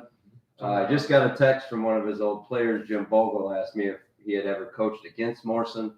I know Marquette was in the Big Rivers, and I don't know if He overlapped for a year, I think. he may have done it once. Yeah. I don't remember exactly, but Was it Yups that brought the winged helmet to Morrison? he brought the wing tee to Morrison. He Yeah. brought the wings on the helmets that we still use. See, Michigan. Uh, Go Blue. Yeah. So I just, Yeah. it's got a neat story to the game. There's Absolutely. a lot of cool things, and both wing tee offenses. I think Morrison maybe can throw a little bit more. I know to go over 1,000 yards for a wing tee team is pretty good. Couple good receivers. Yeah, I was impressed last night. They had a couple of kids that could go up and get it. Chase Newman's 6'2", 6'3", so that makes it a little difficult. If you're only 5'8", that makes it tricky. So Oh, for Yeah, sure. A 3-14 game. I think that's going to be a good game. I think that's got the makings. Morrison's got 18 kids. Yeah. So Yeah. they play both ways. That's just another thing. So they believe in themselves and they just go at it every week. So Yeah. Looking down in 1A South, I was just taking a look at this. Can we pause? Yeah. We've talked about it in text this week. How good is an undefeated Chicago Hope team? Where do we sit on them? I think that's the last team we have in here that we haven't really talked about. Well, if you go off of your they got perception, 18 playoff points. They beat. That okay. They did. Or beat before Ottawa this Marquette. last week, they did. They did give Ottawa Marquette their only loss, 40-25 in the middle of the season. Marquette had at least one injury that was of some significance, a player that would have had a little more impact. I don't know if it makes a difference overall, but it didn't help him in that game as you're trying to, That might be a game to see a whole different type of offense, and then maybe to play them a second time, it wouldn't be the same game. my question is though, okay, so they played Marquette, right? And they lost. and you said their playoff points are not. They great. won. They beat Marquette. Yeah, they Yeah. were. No, I meant Yeah. Marquette lost. Yeah. I'm sorry. Not to be confused. I apologize. You're right.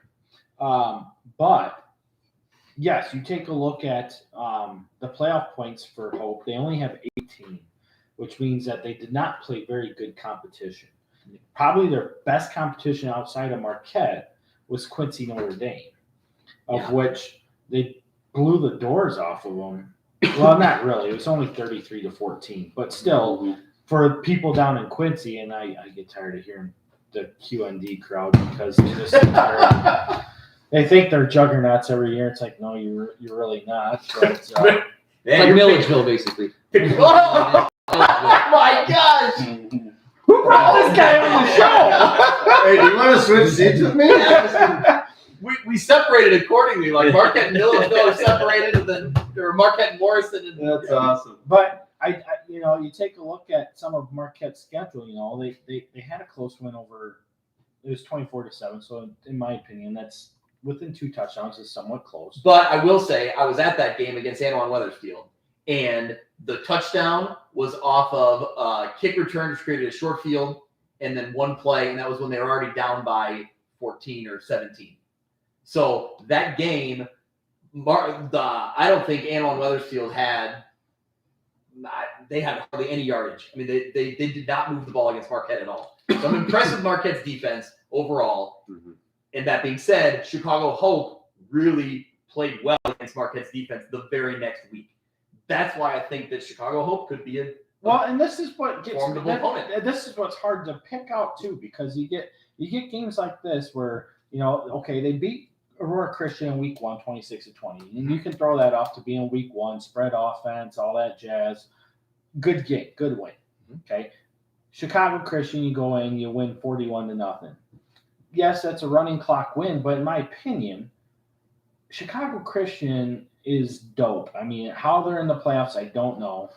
They should. They won today to get in. They're not very good. Don't sugarcoat it. I don't even. What is that a reference? Yeah. 1997. But you know, they I thought it was good. Isn't dope good? They're so dope. they beat DMAC 28-0. Now that's where you start to get a little bit more impressive for me, because DMAC lost to El Paso Gridley 13-8, which I'm not really sold on El Paso Gridley, but they did lose to Tri-Valley 33-12, and Tri-Valley's been in my top 10 in 2A all season long. Did El Paso just upset somebody? Was it Tri-Valley? Or am I crazy? El Paso did just beat Tri-Valley 30-22. Yep. So, you know, it's hard to get a good gauge on where Marquette is. Now, offensively, you know, like you said, with Alex Graham at QB and Durden and the other kid. Logan Nelson. Yes. And then Journey Reed. Yeah. Yep. Very, very impressive skills-wise. I think the line is going to be the question mark there. It is. Yeah, it probably is. That's fair. And then as far as, you know, any other matchups there with Hope, you know, obviously we know that Judah Medlett is a stud wide receiver, getting a lot of looks on a lot of different things, college-wise. Very fast, but It's hard to tell. it is. I mean, I've seen some gameplay action, and yes, they have a huge line, but there's Henry Angle big line, which is Herculean to say the least. And then there's Joe Blow, who's 6'2", 400 pounds, and eats McDonald's sandwiches all day long. Okay, there's a difference between good big and bad big, and in my opinion, Hope's bad big on the line. Yeah. And when I see bad big, that tells me that's a team that's going to get beat up front. And when a team gets beat up front, that's when they go down. Yeah, I will say Football 101. I am more impressed. This is not a typical. I feel like going in. Back to Ottawa Marquette. They won their first 4 games, and really, what stood out to me was, like we said, the Deer Creek, Mackinac, and Anaheim Weathersfield. That looked to me like it's not a typical Marquette team. Like they did have the year in the semifinal, but typically that's they run into NUIC team like they did with Forest in one year. They ran it over the years, but then that's why Chicago Hope's win was impressive to me, beating that Ottawa Marquette team. So really, that's the only. Well, I mean, it's hard to measure. It's hard to measure. It is hard to measure because, like Greg said, they've played nobody. But I do think outside this of Marquette and this Hope team is better than your typical Marquette Hope team. I would Yeah. agree with that. Marquette- I would agree with that. I've always seen Marquette as fullback. They're more. I'm pretty sure I got Hope ranked number 2 or 3. Yeah. This Yeah. year Marquette is more. Yeah. So I mean, I do And expect. I still don't know why. I know. No, I have them there. sometimes they seem like Aurora Christian. Kind of the same thing we're talking about. hard to There's a gauge. possibility that Yeah. they could have a couple dudes and come down and run all over the place. Yeah. But the history's not there. They. If for you're them to soft do up that. front, so Yeah. so they throw the ball a lot. If you're Yeah. soft up front, and this is what we saw the breakdown of why Lena Winslow can beat the shit out of Aurora Christian. Because when you get a good pass rush, I don't care if your quarterback is Ethan Hampton, D1 going to NIU, which was the case for Aurora Christian. Yeah. You can't throw the ball when the defense is already in your face. Yeah. Yeah. In Hope, the thing is their schedule. It hasn't been like a 1A like physical every week in week out physicality game. Yep. It's been a lot of spreading out. I'm not saying the players aren't tough, but the physicality is just not the same as like a Lena Winslow or a Forrest goes through on a weekly basis. So that'll be interesting how they respond if they do run into a Lena Winslow or a Forston type team in the. Oh, I absolutely In the agree. playoff. And I mean, it's very cool to see where Hope could land. Obviously, you know, Chicago Corliss first round, that's a CPL team. They're garbage anyway. Why they even let them in the playoffs, I don't know. But Man, it's on fire. We apologize to any of those. I I don't like it either. I think there's a couple teams that Put the give CPL somebody on a better their own, game. yeah. Let them have their own. I'm not saying throw them out of football. Let them play their own Right. teams in Yeah. their own. Put them in their own little league, like the blue division. Yes. Put the red division in the same thing. They can have a city tournament and leave them over there. Yep. Because when they get in the playoffs, they get embarrassed. I mean, I think that the 1 year Year in out and of out, year in like and they out, had like yeah. 7 teams in. I think combined they had like 2 wins. You saw Dupek play. Who was it? Harland. Oh, years and back, that was they had a this- joke. Yeah. Hell, the team getting off the bus, they weren't even dressed. Fulton, I believe, played Rady last year. Yeah, It just wasn't. and they were late to the game. Yeah, they were late to the game. Who was Donato Marquette? That their opponent didn't have a bus. Yeah, that Price was the King. Price the King didn't even show up. And, Which Dakota had to go in there and play them in back in Yeah. week 1. I mean, Yeah. I'm sorry. Don't get me wrong. I'm all for kids playing football. I love the fact that they have it. But seriously, they got to get the CPL out of the IHSA playoffs because, I mean, outside of the year Wendell Phillips was really good under Troy McAllister, Jeez. you know, they're the only Team team that that's played really Sterling. done anything I have coming never out of the seen anything CPL. like that. Yeah. Oh, they were. It'll be interesting to see Hope against either a St. V team or a Fortune team in the second round. Yep. As assuming they do beat Corliss. So, all right, I think we have dissected the North. But it was good. I'm glad we talked about Hope. 'Cause I think it's worth. well, that's our biggest area of concentration Yep. too, really. Absolutely. It is. I mean, outside of 8-man, and we did a lot in 8-man. So, you know, got a question here. What do we think about Clifton Central? Obviously, we have not touched base on 2A yet. We're still getting down the road there. But, you know, Clifton Central to me, you know, taking a look at some things. Yeah, Tri-Valley first round. You know, talking to some people from Clifton. I won't necessarily name names because I don't want to throw anybody under the bus, but Why hold back now?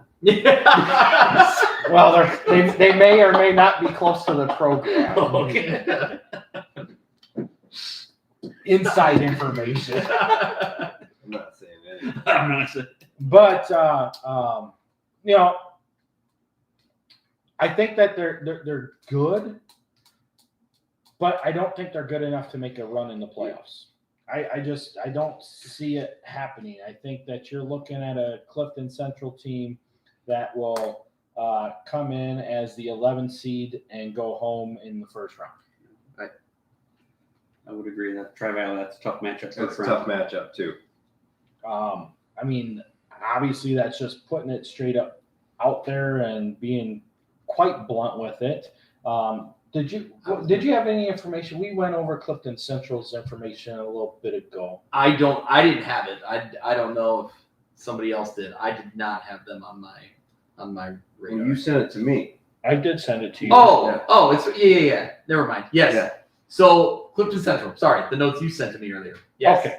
About half and half. Run pass team. So a balanced attack on offense. Luke Chauvin over 1,000 yards, actually 1,500 yards. 24 touchdowns through 8 games. His top receiver, Matthew Lurson, 613 yards, 13 touchdowns, and then you also have Tristan Schmidt, 571 yards, 5 touchdowns. And then their running back for them is also their leading tackler with 67 tackles. That's Jace Meyer. So balanced team there. And I was going to look up what's their conference. What was their schedule like? They're in the Vermilion Valley. Vermilion They Valley. got roped right off the dot in week 1 by Bismarck Kenning. I think it was like 41-0 or something. And they did lose to Seneca, who won the conference 28-0.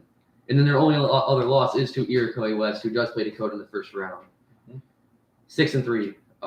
Their only playoff win is Westville, week 4. They beat them 28-21. Other than that, they haven't played a playoff team really. Well, I look at a score like they only beat Dwight 48-36. So they're kind of in a shootout game with the Dwight team that finished 2-7. So And Dwight. I mean, Dwight's terrible. Yeah. Yeah. Yes. I mean, let's just be honest.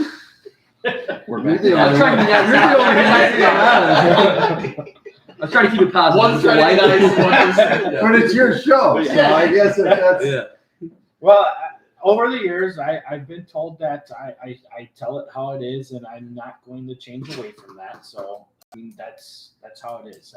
I'm not big That's why- enough. I'm not big enough to talk like That's that. why I there gotta- was. That's why there was those Marquette fans like me hating on this guy. 4, 5, 6 years ago, and now here I am. Look at see. I mean, don't get me wrong. Like I said, I love kids playing football. I really do. But I'm going to tell you what I really think based Yep. off of what I really see. And Yeah. I think that gives people an insight of what they want, whether they like me or not. For it's their own judgment. Yeah. I don't care. Yeah. But I'm going to give you what I feel based off of what you ask. Yep. So here's another question. And obviously, this one goes to 3A. We haven't gotten to 3A yet, but it's 2 We better No. get there. We better get there at some point. we will. We're here till 2 a.m. No. Williamsville. What's our thoughts on Williamsville? I personally think when you take a look at Williamsville, obviously Jake Seaman is a huge threat offensively. Obviously, a lot of things through that offense run through him. They like to get the ball spread out through the air. Defensively, very quick, very fast. Obviously, they were the 2019. I was gonna say they have the 2019 pedigree. state Yeah. champs. Yep. They were runner-up in 2014. So Probably several years in a row to the playoffs. They're one of them that seems like they're always there. Well, and- Moreau is the same way. yeah, I mean, Coach Coons is doing an awesome job at Williamsville as far as getting everybody 13 building a program, and 13 consecutive. there you go. Yep. 10 Ethan wins. Hines is a huge player in the offensive Yep. game. Ethan Hines, Jacob Finley, 6'8" on their offensive line. That's good, big, right? That's good, big. Yeah, that's really Unless he weighs I mean, 160. you can't train height. Right? That's true. Yeah. You can train weight. So offensively, 42 points per game. Defensively, 10 points per game going into week 9. So Pretty overall, yeah, impressive. We'll only have played 4 teams with a winning record, but overall, kind of looking down their schedule, I think what stands out to me is their only loss on their schedule was a 4-point loss to Moreau Forsyth, who I think we've all said we've been really impressed with. So And that was Overall. an upset loss. yeah, well, yeah, well, Williamsville went into that game as a 2-touchdown favorite. Yeah. It was a 13-point Yeah. spread. Wow. And I think that night Moreau Forsyth proved how good they are. I think so. I too. think Williamsville's still a very good program, and I think they can make some noise. And I mean, Best thing they have going for them in 3A is they're not in the North bracket. you're right. Yeah, absolutely. You're right. And, Yeah, that's huge. and you Well, know, just first round, Carlinville, Eureka, Beardstown. There's no there's no Princeton. There's no No, Reed okay. Custer. There's no. Yep. So You want to be anywhere, you You want to know, be in the South. absolutely. I mean, honestly, out of the quad that they're in, Yeah, I don't see them being competitive until the quarters when they're going to play either Benton or St. Joe that's Ogden. kind of what I. Mhm. What I And then look you're at. almost on a crash course with Prairie Central. Yeah. Like in the long run. Yeah.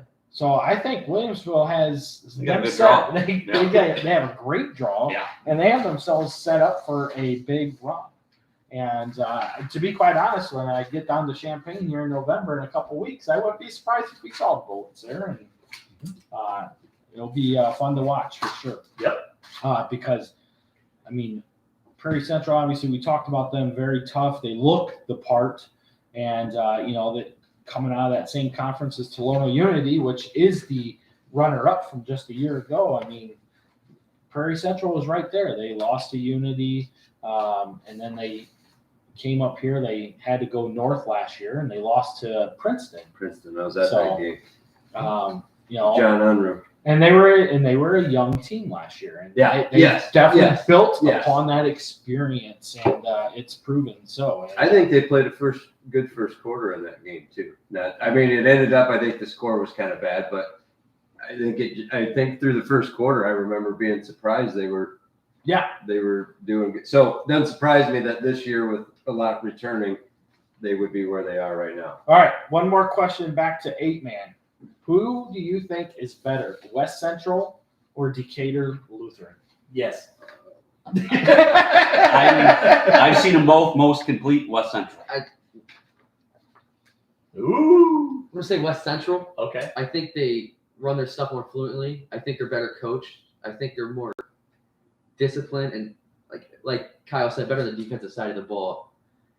I mean, a common opponent was Milledgeville. Milledgeville scored 50 56 on Decatur, And Mildred put 36 on West Central. that's really not a good thing to base it off of, but I do think it is a close. It's not like it's a Yeah, that's easy call. I mean, I two think- 9-0 teams. I think West Central just Probably has was- more weapons. Yeah. Yes, And- more and- complete team. Like I said, it's Leighton Miller.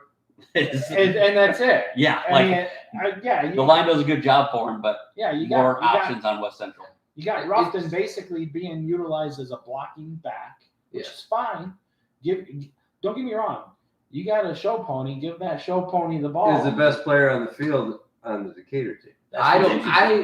I would say yes off of I what I would- saw, I but would- it's really close. I would say no. I think Katie Drosty's Then awesome. if It's it's close. that close, then you go with It's the more. hand in hand though. Yeah. But I Like will I said, say, like, if you take those two off the field, Yeah. West Central wins this game by 30 points. I mean, I've only seen Leighton in films on the offensive side of the ball. Okay, I've personally seen Drosty play lights out. He's all over the field. Yeah. on defense Yeah. just as much as he Yes. does offensively. My Yeah, junior top year, he two. intercepted me twice. I will say that. Yeah. But more with a throw than the actual play, but a DB. But he's all over the field on defense. But yeah, common opponent right now is Milledgeville. Yeah. And when we take a look at teams that have really been pretty explosive, pretty fast teams, Milledgeville's one of them. And the score comparison is not even close. Yeah. I mean, granted, okay, Leighton Miller Yeah. ran for 608 yards, was it? I had like 577. Give us Is some it? credit, Yeah. but Okay. I heard 608. I think I saw 596. You're saying Yeah. 5. Either way, he was in. he's really good. He But was like I in said, next world level that night. Miller Drosty they're right there with each other. Yes. But then after them, like it's Yeah. Meldrum, Carnes. Carnes. Yeah, the next 3 or 4 Roger. best player. Well, and that's, Are so on that's where I'm West getting Central. at, especially with their offense.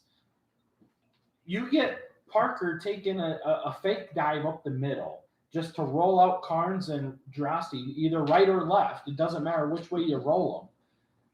I mean, Carnes is huge. He's He's a big boy. quarter. He's 6'1", like He 210, can get man. yards in just a QB. Yes. So just falling Falling forward. Yeah. The speed option is their best play. If they can get it to Caden Drosty on the outside, as we saw against Milledgeville, he's just almost too fast. And Well, and the thing You about can't him let- is he's so patient. yes, He waits for it. all three of them, Yeah. fullback Meldrum, quarterback Carnes, and the running back Drosty, all have good vision. They're patient. They run behind their blocks, and they're just good ball carriers in general. Drosty and Miller both one cut and they're gone. I mean, that's what an 8-man. I would say like you have to be a better tackling team in 8-man We than were you do talking 11-man. about that. And I said it's you don't have the Open extra guys field there. tackling One is missed huge. tackle is all it takes. Typically, there's no safety. I mean, there is in some instances, but 90% 90% of the time there is no safety in 8-man. So you got to make that tackle. All right, let's go to Class 2A now. I think we're Already? done. Well, are we done? We didn't talk much about the 1A South. Oh, but shoot. Yeah, that's where I wanted to go, actually. That's why I got this paper sitting here. 1A South, Ridgeview, Lexington. So, you talk about those teams that you don't want to necessarily go up against, and you see Salt Fork sitting there at 6-3. They come out of the Vermilion Valley, and they play a physical style type of football as well. And not saying that they're monsters by any stretch of the imagination, but being at the 9 seed going on the road to Bridgeport, I'm sorry, but they're going to blow Red Hill right out of the water. That's not even going to be a game. But you then get the matchup with Ridgeview, and that's going to be in Catlin because they're going to get the home game in that one. Mhm. So now you got Ridgeview taking the short trip down to Catlin, and you're playing in front of your Storm fans. And I tell you what, that's pretty cool stuff. Seeing Salt Fork play, and I've been able to experience it quite a bit with them playing Forston, and I think they had Lena Winslow one year. I watched them with Stockton.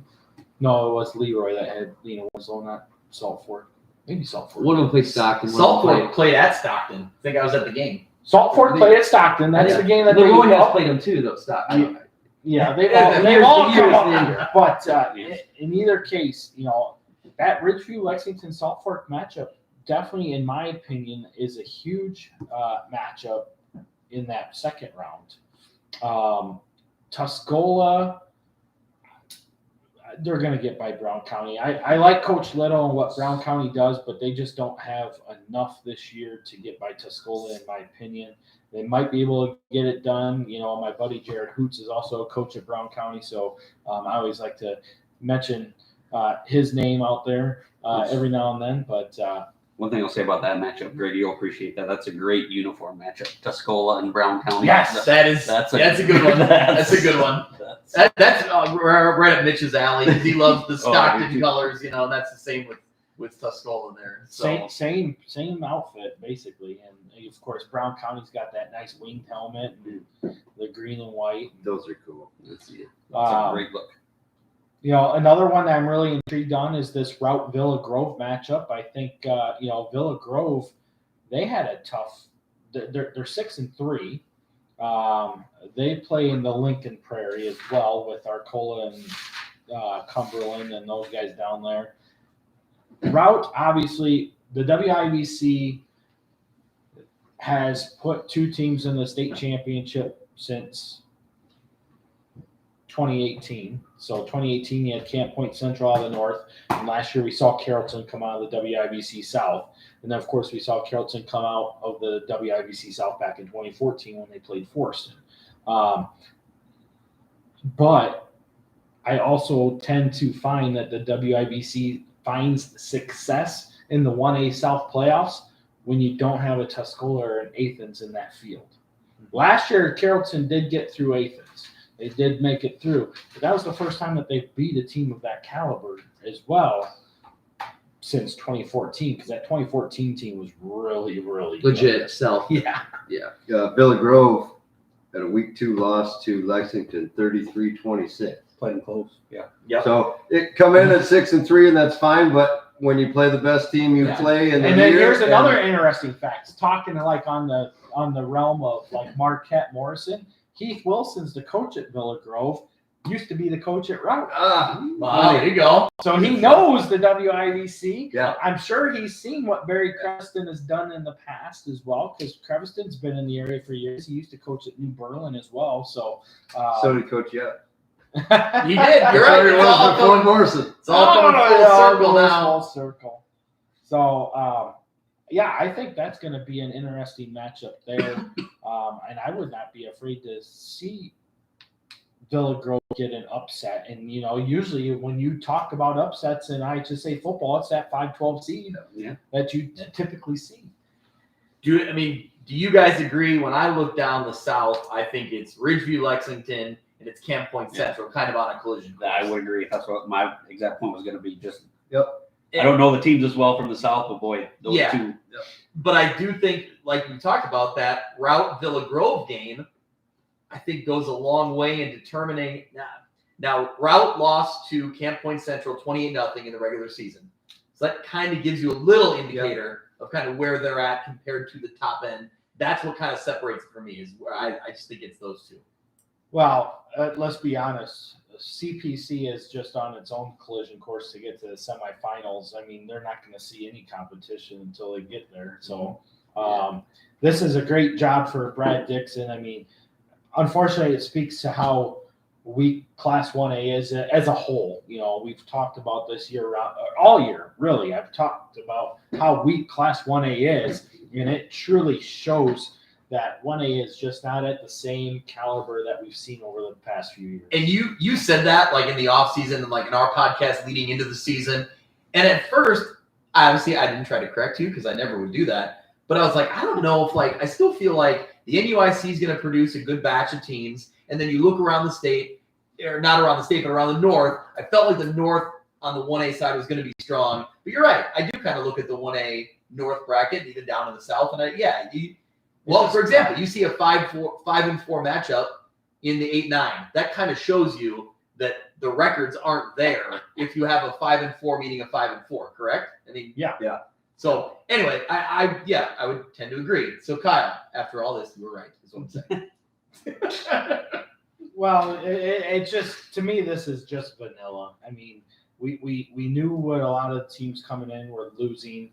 You could see the strength. I mean, obviously Athens or Shelbyville, if they were to have made the 1A South bracket would have Yeah. definitely spiced it up a little bit. Yeah. And made it more intriguing. Yeah. But, you know, even in 2017, you go back to that year when Lena Winslow beat Tuscola, that was a hell of a state championship game. You look at the semifinal matchups with Forreston and Athens, right? Me and Shane had those 4 teams back in week 6 or 7 as those 4 teams were the teams to watch, and they proved it. And luckily we were able to get the brackets to break out that year to actually feed that because it led to it, and both games were great. I mean, Lena Winslow beat Forreston 12-8. Tuscola beat Athens 21-14, and then we had that 21-20 state championship game. And I mean, that was probably one of the best semifinal state championship game back-to-back weeks I've seen in Class 1A for quite a while. Yeah. You know, I mean, you take a look at 2018, the very following year when Forreston got the huge upset over Lena Winslow. And then they go down to Camp Point or got down to Champaign to play Camp Point Central, and it was a running clock. Yeah. So, So all year long, I was prepared to be on this show and say that the Marquette Crusaders were the smallest team in the field. And then lo and behold, Madison shows up as the smallest school in the IHSA 11-man ranks, and they make the playoffs. So Marquette does not hold the distinction of being the smallest. So the second smallest. Madison gets in on an 8-game schedule at 5-3. you still recruit. It's okay. Yeah, from our robust 15,000 or whatever population it is. I'm just kidding. I'm not. What? Don't get me wrong. There's games that are played, but we've seen these games get played between privates and publics. Yeah. So, you know, I get asked a lot, you know, why don't we should split the playoffs up to public only and private only. And in my opinion, I disagree with that. Just put the multiplier in effect. Don't put a waiver on it and just let it play out. Here's the thing: you can put the multiplier on all you want, and Marquette's still a 1A school. It doesn't, Right. They're so small, it's not going to matter. Well, that's the same that we've always heard about Akron over the years too. I mean, who cares at that level? I mean, especially when you see teams. I mean, Newman's the same way. Make a statewide panel and use the eye test. Yeah. You put a class where they're competitive. That's Otherwise, we can go back to the way it was back in the 80s, and you no. go to the class that your Your average were in. was. Yeah. I don't. Let's play Wednesday nights again. That's too. a whole other podcast, but maybe there's something to that. That'll be a good one to Anyway. shoot in on. Yeah. Let's play 3 games in that was 9 dumb. days. Yeah. Good All times. right. Well, that whole playoff format was just dumb as crap. But all right, question here: if the top 4 NUIC teams all played the bottom 4 NIC 10 teams, who would win? Who's at the bottom of the NIC 10? That's what I gotta look up. What question is that? I don't know. I gotta look Who's up. through? Well, this is Alina Winslow, so it doesn't surprise me. Okay. Okay. So this Rockford area. It's the Rockford area. Yeah. What The big purpose does this serve? Yeah. It's just interesting talk, I guess. I have no frame of reference for any of the No. Rockford schools. Uh, I'll just be honest. I don't. Well, I mean, I would take. I think the I would- NUIC 4 beat 4. What the heck? Throw it out there. Yeah, that's not going to happen. That's what he wants to hear. It's exactly what he wants to hear. There we go. Boylan, Lena The Winslow. bottom 4, Belvedere. See, I would take Lena Winslow over Belvedere. Jefferson and East are very undisciplined. Auburn has a lot of athletes year in and year out. That'd be tough. But after Lena, I'm not thinking about that. But after Lena Winslow trying to compete against that, I don't know. It's it's a different level of play. It is. I mean, they got a lot of athletes. I mean, Well, they have athletes and also a lot of guys that are only going to play one side of the ball, and they're going to be. You're only practicing one side of the ball. You only have to worry about one side. It makes a big difference when you're. but It's a fun discussion. it's always a fun discussion, and I mean, we've seen it over the years, especially when you take a look at Freeport's in the NIC 10, and you know we've obviously being that the NUIC is in the middle of Freeport, or surrounds all of Freeport, let's say, you know. That question has come up many times in the past. I remember when Dakota won state title in 2005.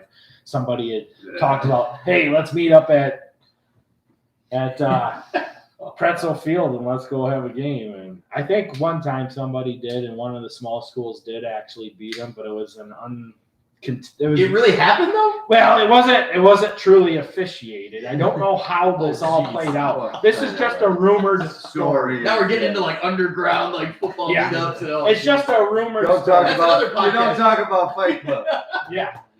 All right, there's another podcast to save for the off season. Whether that actually happened, I don't know, but I've heard it from some of the old timers, so who knows?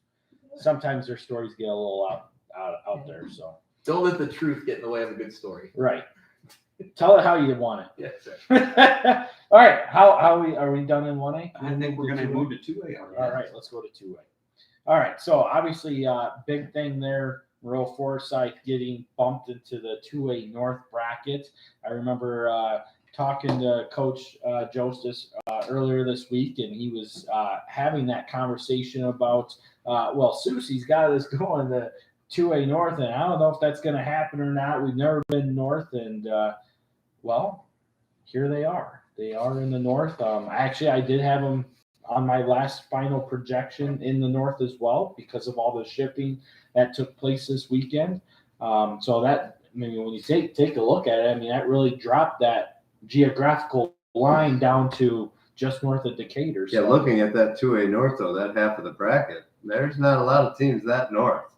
Right. Bloomington's in there. El Paso's in there. Those aren't. You're Farmington. thinking North bracket teams, but they're not very north in the Yeah. North Saying bracket. a typical They're- 2A North bracket. No, exactly. Really, the only typical teams that you see year in and year out. Newman North is the are farthest north team, correct? Merco, Newman, Rockridge, Yeah. and North Lawndale in Chicago. Well, I wasn't even At Wilmington. counting them. Yeah, I Yeah, wouldn't count them either. Another But I'm state just that saying, was gonna there's get rocked in the first round. the Yeah. lack of 2A teams in the NUIC, the lack of teams in the Three Rivers Conference. Right. We don't have it. It's Newman, Rockridge, and Orion. I Well, and believe. that's like the question. EP. I'm sorry. Go ahead. I was just saying, I was just throwing. They were 3A Okay, last yeah. year. I don't know what they would have been this year had they got But- it. I don't know. I But will say though, typically the 2A South line is much farther south yes, than the 1A. yes. If you have teams up here, how many teams do we have? in Well, the northwest 1A corner alone? typically only runs to the I-72 corridor. Yeah, which Where is 2A is starts to always spread farther. more south, and then 3A actually has the biggest geographical Yeah. footprint in the state of Illinois. And because once you get into 4A, now you're all congregated up here. Yeah. You got the Springfield area, you got the Belleville teams, and then you got Chicago. Hopefully this won't be a conversation much longer. We can go 1 through 32 finally. Yeah, And, let's get into that. Yeah. We need 1 through 32. There's no doubt about that. And obviously we saw that conversation with Katie Hazen. Yeah, and I do feel that board members with the IHSA definitely want to go 1 through 32. I can understand where the high gas prices definitely attributed to the decision to retract it in June. And now you're getting into a whole nother economic structure that I don't really want to have a conversation on. because- Yeah. I was encouraged though in that conversation. Now keep in mind that was months ago and things can change. Even at that time though, she did seem open to, it seemed like there was going to be continued conversations. She did not make it seem like it was a closed deal at the time. So Right. that's encouraging because I think we all kind of agreed that one worked much better. I think they need to. 7A and 8A have never gone away from it ever since it got implemented. Yeah. Well, you look at the travel that A-Man did this year, You know, it's all over the place. and it's great, All over and the we place. loved it. Mhm. And now I don't I know. love I'm it. not on the bottom line here, and how much they spent in fuel or all the details, but still, I think for the most part, like Kyle, I think people enjoyed it, right? Yes, they were yeah. seeing great football. Yeah, And they see somebody different that you don't typically see. It's that, and it could be more of a true state type. Like last year, Pole and Orangeville are very north, and this year it could be top of the top 2 seats. LSA and West Central were both South teams, so you're having more of a true Yeah. state championship game, which we've seen over the years, like the Lena and Forston. People have been calling it the state championship in the semifinals. or quarters or whatever. Yeah, you could potentially get away from that in a 1 through 32 with the more. Don't get me wrong. There's still the argument is that gives you a better state championship. And if historically, if you go back to 1996 to 2001 and look at those state championship games, they were indeed better in the 1 through 32. But are you going to actually get away from your top teams not hitting each other in the quarters or semis? Not really. Last year, I think it's not last year, I think I did it. What would this be if it was 1 through 32? And I remember Tri-Valley played Rock Ridge in both scenarios. Either way. I don't know how many of the other games changed, but I thought, boy, that was something. I did all this, and a lot of it stayed the same. Well, and that's like, so the biggest thing is like mileage trips, right? So I did a 1 through 32 breakout off of one of the brackets a couple years ago.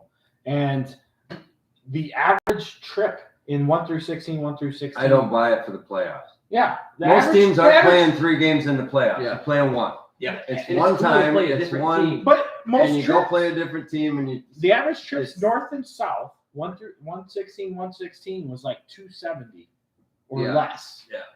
There was only 2 trips in 1 through 32 that were over 300 miles. 2. That was it. Yep. And it's just, I think it's cool to play different teams. So I remember one year I just simulated 1 through 32 and Polo was playing Casey Westfield, just like 2 teams Yeah. that you don't like.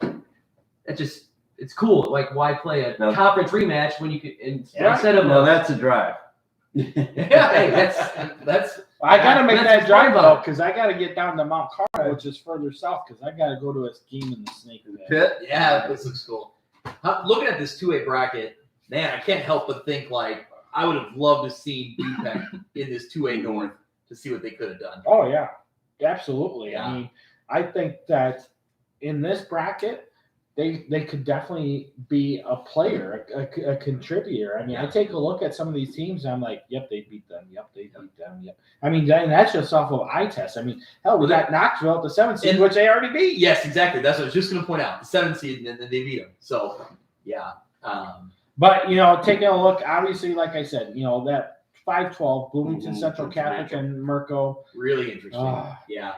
That's Well, and tough. even I looked one past it if Rock Ridge would get by Newman, which I think would happen. And Mercer County, that's an old rival, isn't it? Are they Olympic rivals or was Yeah, Oh, yeah, I yeah, never they even, were I never even Olympic. caught that. Yeah, you're right. If Mercer County and Rock Ridge at least win, they're not separated by too far. they were geographic. Olympic conference Yeah. rivals, and going back to here you go, full circle, going back to the 1 through 32 in '98, those 2 teams met up in a state championship game, and the schools were 20 miles apart. Yeah, And it was a great, fantastic football game. because Alito got smoked in the first game Yes, and won the and then state won the title. state championship. Yeah, that is great, and that's That's what right. everybody kind of longs for. Like, let's get back to where these 2 schools have a chance to do that. I noticed right away that upper or the south bracket, I thought, boy, there's St. T's in there, and they're probably head and shoulders above. But with Athens, Pana, I think, is a pretty good team. Watched a little bit of film on them. They do a lot of good things. Well, and they upset North Max, Max. another one, which again, the little rematch there. So I just thought that's a pretty decent little group of 8 teams that might produce some decent games. Probably, again, St. T's probably head and shoulders in that one, but I just noticed that right away. Yeah. None of the other ones, I don't know about first round matchups. Bizhen and Westville, they're That's playing gonna correct. be- That's what I'm saying. That's a joke. Knoxville that'll probably be a big one. Wilmington, I don't expect them to have a problem Yeah, first round wise. So Knoxville will roll through Unity. I think that's another game that used to be former conference members probably. in the Western whatever conference it was. West Central Conference, I think, is. And I would think just first glance, Nashville coming out of that other side. They've been there a couple times. They played Newman 3 years ago down at state. So I got a little bit of info on Nashville. Obviously, they finished conference runner-up, but they finished runner-up in the state the last 2 state championships, 2019 and 2021. And unfortunately, their best team, this is information from Darren Kennard from Section 618, their best group of talent may have been in 2020. So they're one of the teams that really was kind of, snake bitten by the COVID season. I think Fulton was another one of those teams. Yep, they have a From sophomore. what, that was the year they left Competed with the Princeton. conference, so we had played them the year before and knew they were. Yeah. They got hosed on that one. Getting back, Nashville quarterback sophomore JT Malway. He's the younger brother of his Cole Malway, who was a quarterback on the 2019 team. They also have their top running back is Caden Gaszewski. I'm just trying to go off what is here. He's also a younger brother of another kid who was on the 2019 team. So a lot of athletes that have been through this program consistently year in and year out. Johnston City sitting at 9-0. They're from the Black Diamond Conference. Team I used to cover a lot when I was down that way. They graduated most of what they had last year when they were a good team. Austin Brown was the big name last year now at Wisconsin. But they returned a lot of their line, and now they have running back Isaiah Watson, who's gone for 1,000 yards. So you return a good, strong line, and you can see that there's going to be a running back somewhere on your team that's going to succeed. And that's what Johnston City has done here this year. We do got a kickoff time. Aurora Christian will travel to Fulton on Saturday the 29th for a 2 p.m. kick at the Shipyard. I don't know if that's what they call it, but that's what I'm calling it. They don't. They don't. Yeah.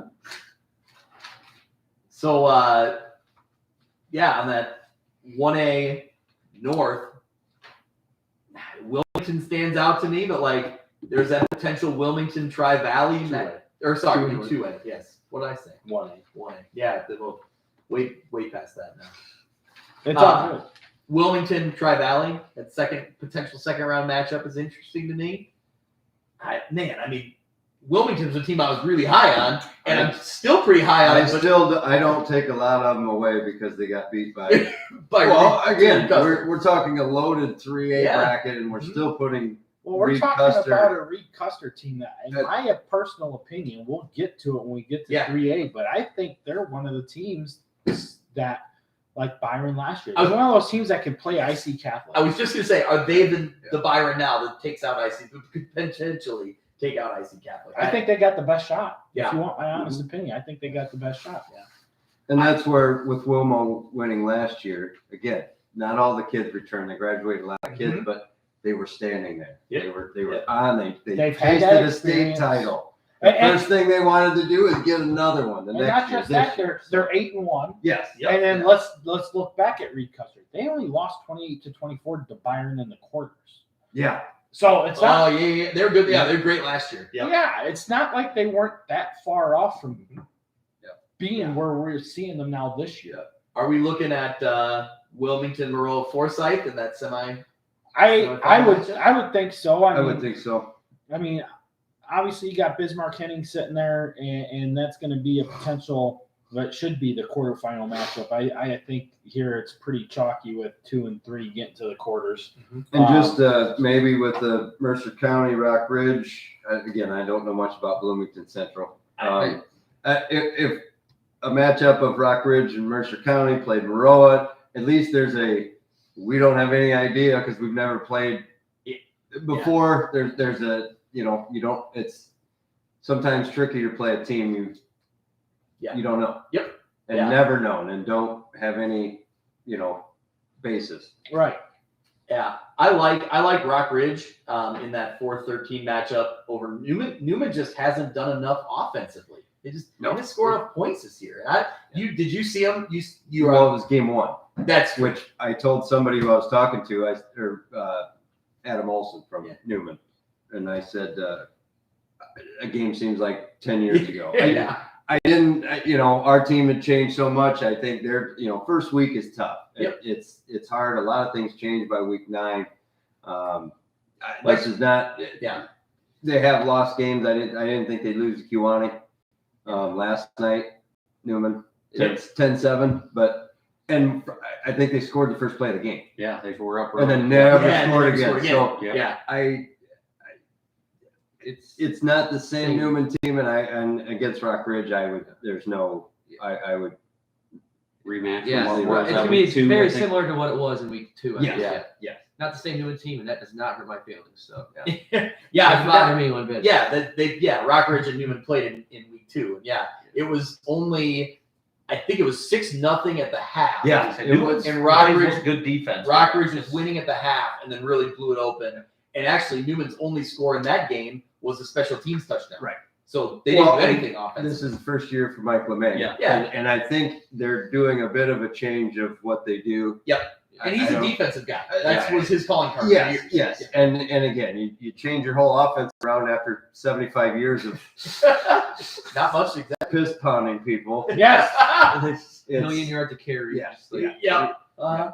So again, that translates, and I don't expect Newman to stay a 5-4 team in the years. No, he's going to years build them ahead. there. They're going to. That's what I'm saying. I think he'll be a good coach. I think they'll, learn this new system on the fresh off level and even lower. And Yeah, but so I Rockridge I think is Yeah. is an easy win. for this year, Rockridge they're the better. I like Rockridge in that one. Mercer County's a tough draw. That Bloomington Central Catholic coming out of what looks like a pretty tough conference. That's a tough draw. It'd be a fun matchup for our area. Mercer County and Rockridge That can would meet be up in fun. round 2. As far as that North bracket though, getting to the quarterfinals, I mean, obviously you got Rockridge there. We're talking a lot about Bloomington Central Catholic. I think Maroa Forsyth has a cakewalk to the quarters. I mean, that's what you'd expect with the 1 seed. But Yeah. man, they got like the easiest 1 seed draw I've seen. I would agree. And man, I mean, I don't know. That'll be interesting. I think the bottom half of that North bracket's more interesting though. Mhm. 2A South, obviously we got St. Teresa and Athens with a potential second round matchup. I mean, if 3 and 6 EPC can beat Chester, what do you think St. Teresa's going to do? I just think right there for the 4 teams that can move on from that bracket, I think that's the best group of 4. What's that again? That corner, Yeah. St. T, Yep. Athens, let's say Pana and North Mac. Yeah, That's no. a pretty good, Auburn. I just don't think Auburn the other might ones. have the ability to pull off an upset. Right. I think that's a good matchup there. But I Pena looked really good with North Mac. I just think those 4, that will produce good second round games. But Auburn's I think. going to come out with the spread offense. Yeah. Old Dave Bates style. And they play in a very tough conference in the Sangamo. So they've gone up against the Maroas, the Athens, the Yep. Williamsvilles. So it's not like they're not battle tested. They will be coming off a 50-point loss though. True. Last Stings. To Williamsville, who we talked about earlier, it's a legit team. But I think for me, St. Teresa, a measuring stick game for both teams, or not more for Shelbyville than St. Teresa. Shelbyville was the 3 seed in the bottom of the bracket. That was week 8. St. Teresa won 41-14. So that shows how they compare to the good teams in the 2A South. I just think St. Teresa is just St. above. T's too. They're above everybody else in the 2A South. I agree. yeah, because I mean we've already seen them plow through Shelbyville 41-14 earlier this year, and Nashville's probably the only team that run for their money. Maybe. Well, you could see as That's and last year, best game maybe of the year. True. Well, You're right. And I You're know that when I was originally projecting Nashville to go to 3A, Bryson Dion was like, "Oh man, I want the rematch with Nashville." So Yeah. St. Teresa wants the rematch. I love it. With Nashville. Yeah. They definitely want it.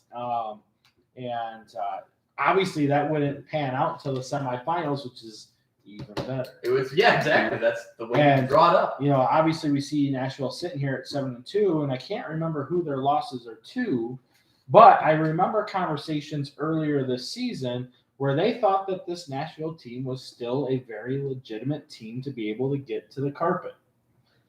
Yeah. So they their 2 losses, Freeburg, a 3-6 team. That was a bad loss. Yeah, 38-20. That's it. They're out. And they lost to Carterville, who's undefeated. They lost to them 28-7. And Carterville, I think, got the 1 seed in the 4A. So Carterville's 9. Yeah. Yep. So there's their schedule. Oh, have we talked about 3A yet? No, we're still getting to 3A. We're finishing up 2A right now, and we're getting to 3A. I've already flipped over. Okay, well, I guess we're going to 3A now, because, yeah. Did we have any more 2A? I No, thought not really, because 2A South is like St. Teresa and everybody else. That's kind That's of pretty much what we said. Yeah. There we go. My favorite bracket, 3A North. Oh, Yeah, yeah. there's a lot in here. Woo! There we go. All right. So 3A North, number 1 seed, Prairie Central. God, it's just What- silly. What did we say Prairie Central was scoring there? That's Tyler? 3A South. 60. That's Oh, 3A I'm South. sorry. I'm sorry. 3A North. But it's 60. Yeah, well, No, the that next was- team that we're was about to Reed say. Custer. I think it's over 50. Well, Prairie Central's scoring at a higher rate too. Anyway, Yeah. we'll shift back to 3A North. Sorry. Princeton is the 1 seed.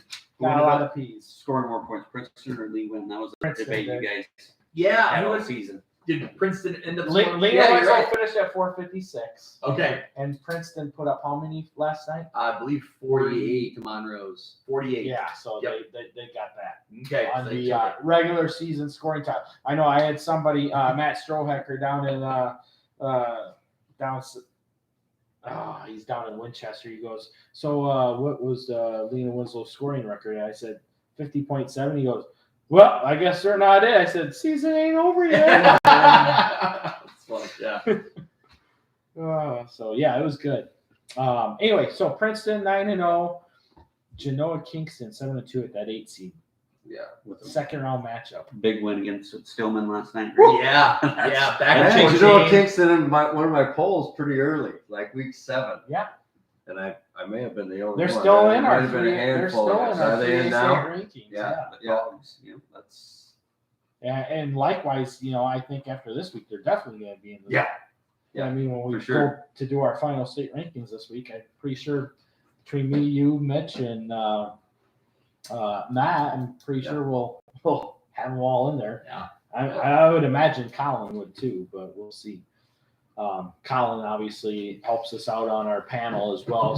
Colin Leakus is with the Champaign News Gazette, and he helps us out with our state rankings as well. So shout out to Colin for his help in all of that. I get a lot of crap on our state rankings because they're like, oh, you guys don't look at the South and blah, blah, blah. It's like, dude, we got people all over the place. doing this thing. Come on, man. I'm better than that. And yes, we do look at the South because if you look at our 2A state rankings, who we got 1 and 2? Monroe, Forsyth, and St. Teresa. Absolutely. Come on, we're looking Monroe's all over north. the place. and they're North There it is. There it is. Yeah, fair point. That'll be his So- argument in any kind of they're message north. board conversation. They're a North team this year. So Princeton, the number Yeah. 1 team to top the bracket. Obviously, it all starts with the high jump champion, Tegan Davis at Yeah. quarterback. And He's he's an athlete, He's- man. yes. He's crazy an athlete. elite quarterback. Yeah. And they just ran through the track this year. I will say their first 4 games, they did give up at least 20 in every game. But their last 5 games, they've given up 14 total. Kiwanee, Newman, St. Bede, Bureau Valley, and Monrose. 3 shutouts. I would bet a Yeah. lot of those early points were late in game points. That's Yeah. I no. Other I than don't Rock know Ridge, for Rock sure. Ridge though, I think did That was a decent game. yes, but yes, Yeah. Orion, Hall, and Mendota. No, they Yeah. weren't. No. So they ran through the 3 rivers pretty well, and Yeah. they're legit 9-0, 3-18. And again, I think it's not just because they're 9-0, but they returned some really good football players from last year. That's And the they, Christensen brothers are both playing Augie and Augie's Ace. amazing. Yeah. I mean, I And I can't remember think of the watching other- him I 2 can't years think of ago the other when he running played back's in name. Winslow. Danny Shihaki. That's the one. Kid gets a lot of Yep. Yep. What I was impressed with, I covered their game against Kiwanee, and I had 4 highlights, and it was 4 different people Yeah. doing scoring for him. So it's Tegan Davis leads the way, but it's not all him. No, Like, they're a good team. He can distribute, and they have athletes that And can he get the can ball. run or he can throw. You chase him out of the pocket, and sometimes a good thing. Yeah, exactly. It's one of them kids where it's like, crap, I wish we would have made him throw it. We might have a better shot. So, Yeah. And they've, like I said, they played into quarters last year. Yeah, they was it quarters last year and the Yeah. year They before? lost to IC Catholic. In 19, Yeah. they were in the semifinals against Byron, lost 7-3. So I'm saying Coach Pearson is, I think. They're right there. And Oh, they're clear down to their junior tackle program. you take a look at great where program. They Snyder got was very starting. good You team, take a yeah. look where Jesse Snyder Yes. was starting to build it. Correct. And then Ryan Pearson comes in Yeah. and takes it over. I mean, in the COVID year, Yeah. who was back down there too? Yeah. Jesse Snyder went down there for that 1 year before he came back up here to go to Lane Winslow. Yeah. But yeah, Coach Pearson's doing a But hell I of a think they're job. rolling and they're Yeah. going I to be love- a team like a Byron, like Oh yeah. just you automatically assume they're one of the top. Well, teams. just think about it. I mean, they're relatively new to being Yes. a power, so to speak. 6 years ago, they would have won 2 games in the track, and I'm not Yeah. kidding. I know. I'm not No, kidding. I know. It's- They Maybe had their 8. breakout year in Yes. 2015. Yeah, Yep. maybe 8 Because years. we were at that game when they played IC in the quarters. That's and they right. got That's drilled right. because we were on opposite ends of That's the right. field. That's right. That's right. Yeah, that was something. But yeah, crazy. Did we talk about 1A yet? We have talked about 1A, but if you have any questions in regards to something in Class 1A, go ahead and ask your question. We'll be more than happy to answer that. But we are in our 3A bracket as we are working on going through what we see as projectable matchups with the bracket that we have in front of us. So if you have questions, the live chat's available. We're here to answer them, but outside of that, we're still going to keep going on with Class 3A. Plenty to talk about in this 3A North. So obviously, I don't know. I already got my pick. Yeah, Princeton, IC, Reed, Custer, and Byron. Those are my 4. yeah. No, you're not wrong there. Yeah.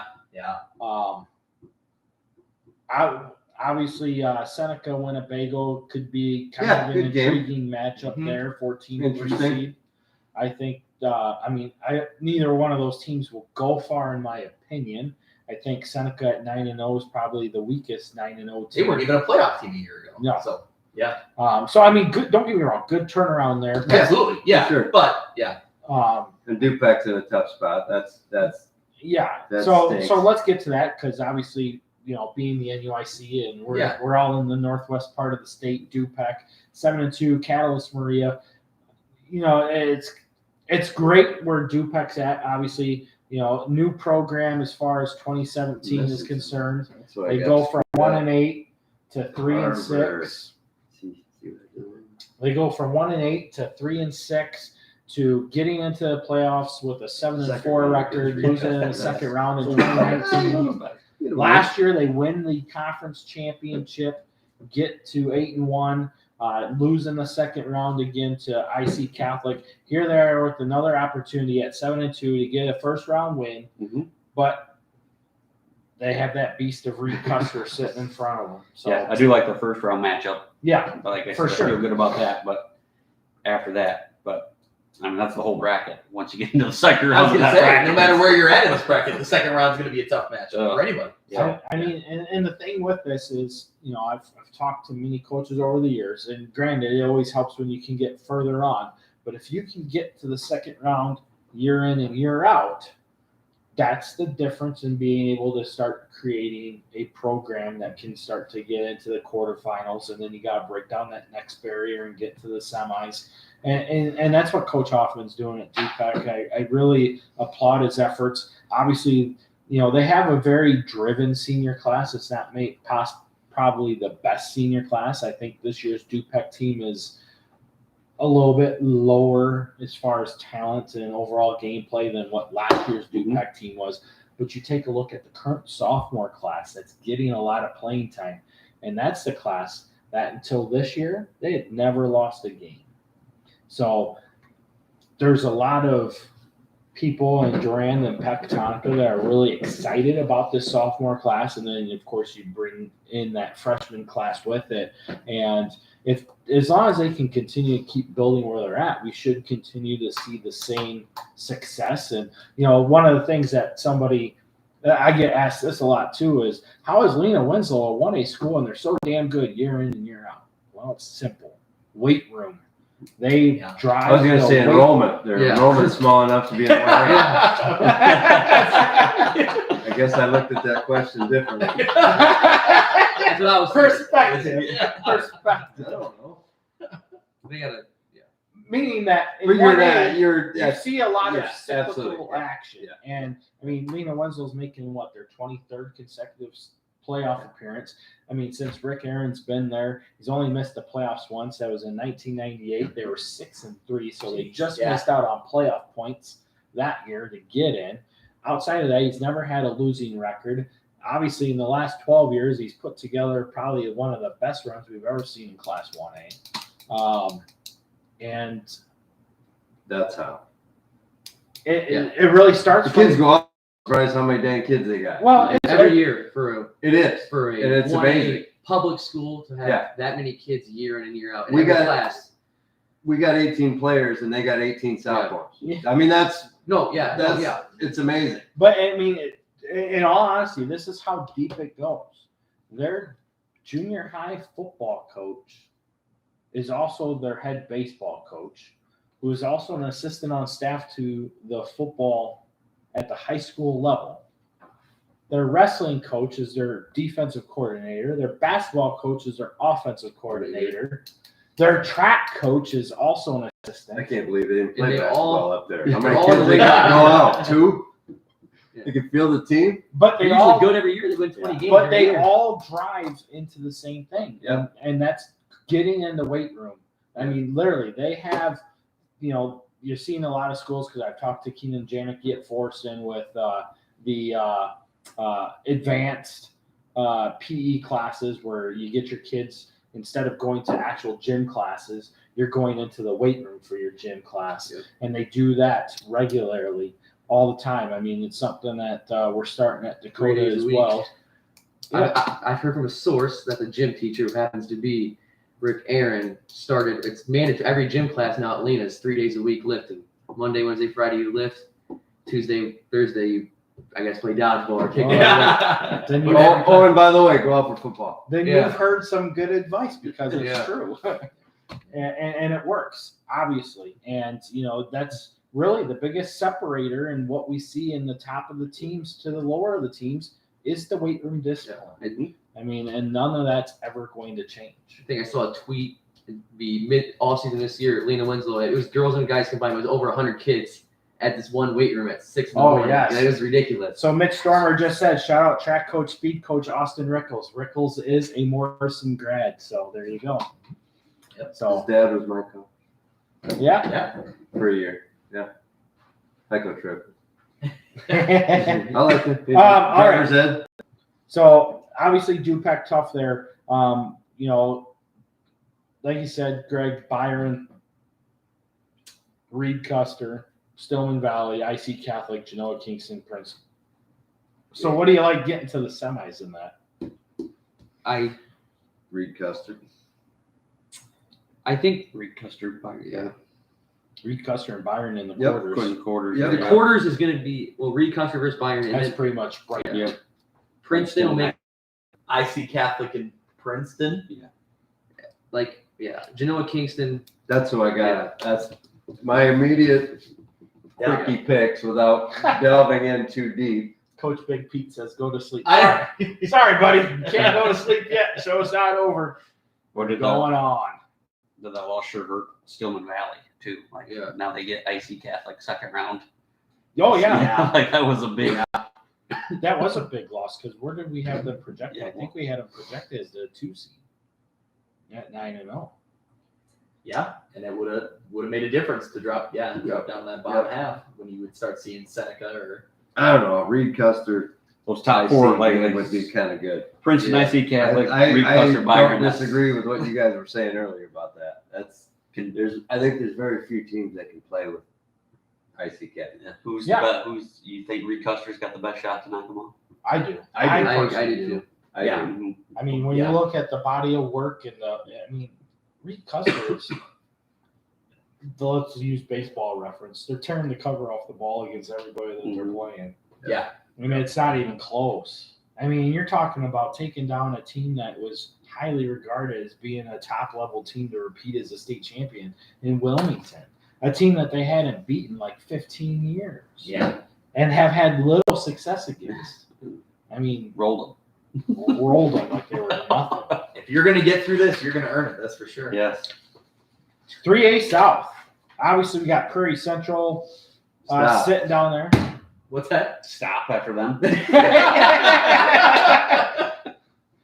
Well, I know that's I'm being too quick, but I don't as far as for Williamsville. There is some truth to the high-end teams. I don't. Okay, so let's take a look at the quad that Prairie Central's in. Yep. They will roll everybody in there. That was my first Yes. look. I'm like, okay, they're over here already. Mount Carmel will most likely, Mount Carmel's not a bad team. they're not bad, and they got Unity. Yes. And obviously, Unity knows how to play big time ball. They've been there. They've done it. Yep. And Yep. you still got Scott Hamilton coaching there. So I'd gotten some info from Darren Kennard about Mount Carmel, 8-1, conference champs, 3A semis a year ago. Suffered their first loss, though, in week 9, 34-33 to Mount Vernon. Mount Vernon's had an interesting season because they had some games taken off their schedule, some wins taken off the board because of ineligible player, I believe. Is that what happened there? Yes. Well, and because I saw that loss and thought, wait a minute, but then they got 1,100 kids too. Yeah. I'm just saying that you just went off the cuff and played a 5A school. Yeah. You can't really beat them up for a loss like that. I guess that's So stepping it up a little bit. quarterback Wayne Sisson from Mount Carmel took over the position last year, late in the season. Stuff. Dual threat quarterback. He led the way in the win over Woodstock Marion. 12 for 12, 305 yards, 4 touchdowns. Ran for another 148 yards and 4 more touchdowns. Yeah. So he's a legit athlete. Now they're gonna need more than him, I think, to knock off Prairie Central, because Prairie Central seems like a well-rounded, tough physical football team. But I think Mount Carmel's right in the mix here. They're a good team. Yes, I agree. Oh, so I got input from my own wife, Carrie. So at Lena Winslow, Oh, here we go. they did have Excel PE, which was their lifting classes. They lifted 3 times a week and did more skill training on the other 2 days. Austin Rickles probably. Well, that was before Rickles. Oh, okay. Because I'm pretty So sure. the QB of Mount Carmel, sorry, Yeah, no, you're good. Yeah, go ahead. The senior QB coming in got hurt. I found an article. He got hurt preseason. They put the sophomore in. The senior is supposedly back by the end of the year. I do not know if he's playing yet, but the article I was reading said then they can get this Blake Sisson, who's just an athlete, not being quarterback, and it will make them even a better team. That's for whatever that's worth, interesting to note. obviously getting healthy and getting players back is important when you get to the playoffs. Hey, Coach Big Pete, thank you. Appreciate it. Obviously, I got a great panel here, and this is why I love bringing these guys in. Gives us a lot of more insight to put together a great show and give people, our viewers, better insight than what they probably are getting from IHSA. Yeah. So It's true. So that bottom half of the South, it's Williamsville, right? I mean, St. Joe Ogden. I mean, maybe an 8-1 Benton team, but It's Williamsville. Williamsville, I would say. I'm not going to call an upset here. But But are you? But, no, I'm not going to call an upset here. But Harrisburg is better than your typical 5-4 team. I'm not saying they're going to beat Tolona Unity. they won't beat you. No, but I'm not. That's why I said I'm not calling Yeah. an upset here. Yeah. But they're better than. They play in a good conference. I Yeah. do like the Southern Illinois River. It's not like it's a Chester. No disrespect to Chester, but this is a above average. We've seen teams make deep runs out of the SIRR. Yeah. That's where they're That's at. what I'm trying to get. But Prairie Central is going to get to the semis and face Williamsville.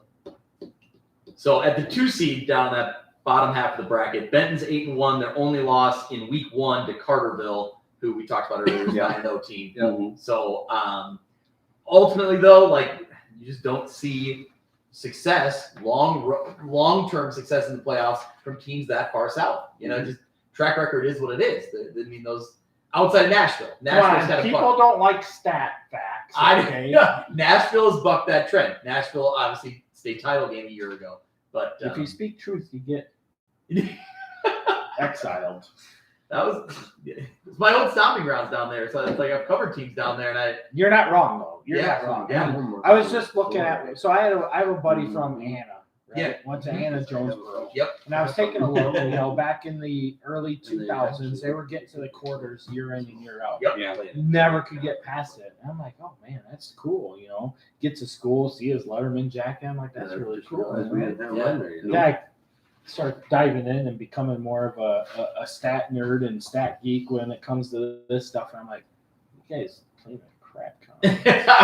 I mean, I don't know the level of competition. I don't know if it's down there. I mean, it hasn't at least proven itself consistently. Nashville's the team, like I said. Nashville's done great They've bucked the things. trend. And, even though they've been on the losing side of the ball, each of the last two state championship teams, they definitely play a very physical style of football. Yeah. And I mean, I'm a fan for physical teams. I love physical football teams. The Hornets do Those are it. the ones that win. They are the ones that win. Aren't you a Michigan fan? Yeah. Oh. Hey, Ooh. hey, we got JJ, man. JJ McCarthy. Shout out. Illinois boy. Illinois boy. right. Yeah. So, hey, AJ Henning's there too. Another Illinois boy. Went to Lincoln Way East, or AKA Lincoln Way Beast. Oh, jeez. This 3A bracket would have been a fun one to see what a 1 through 32 was.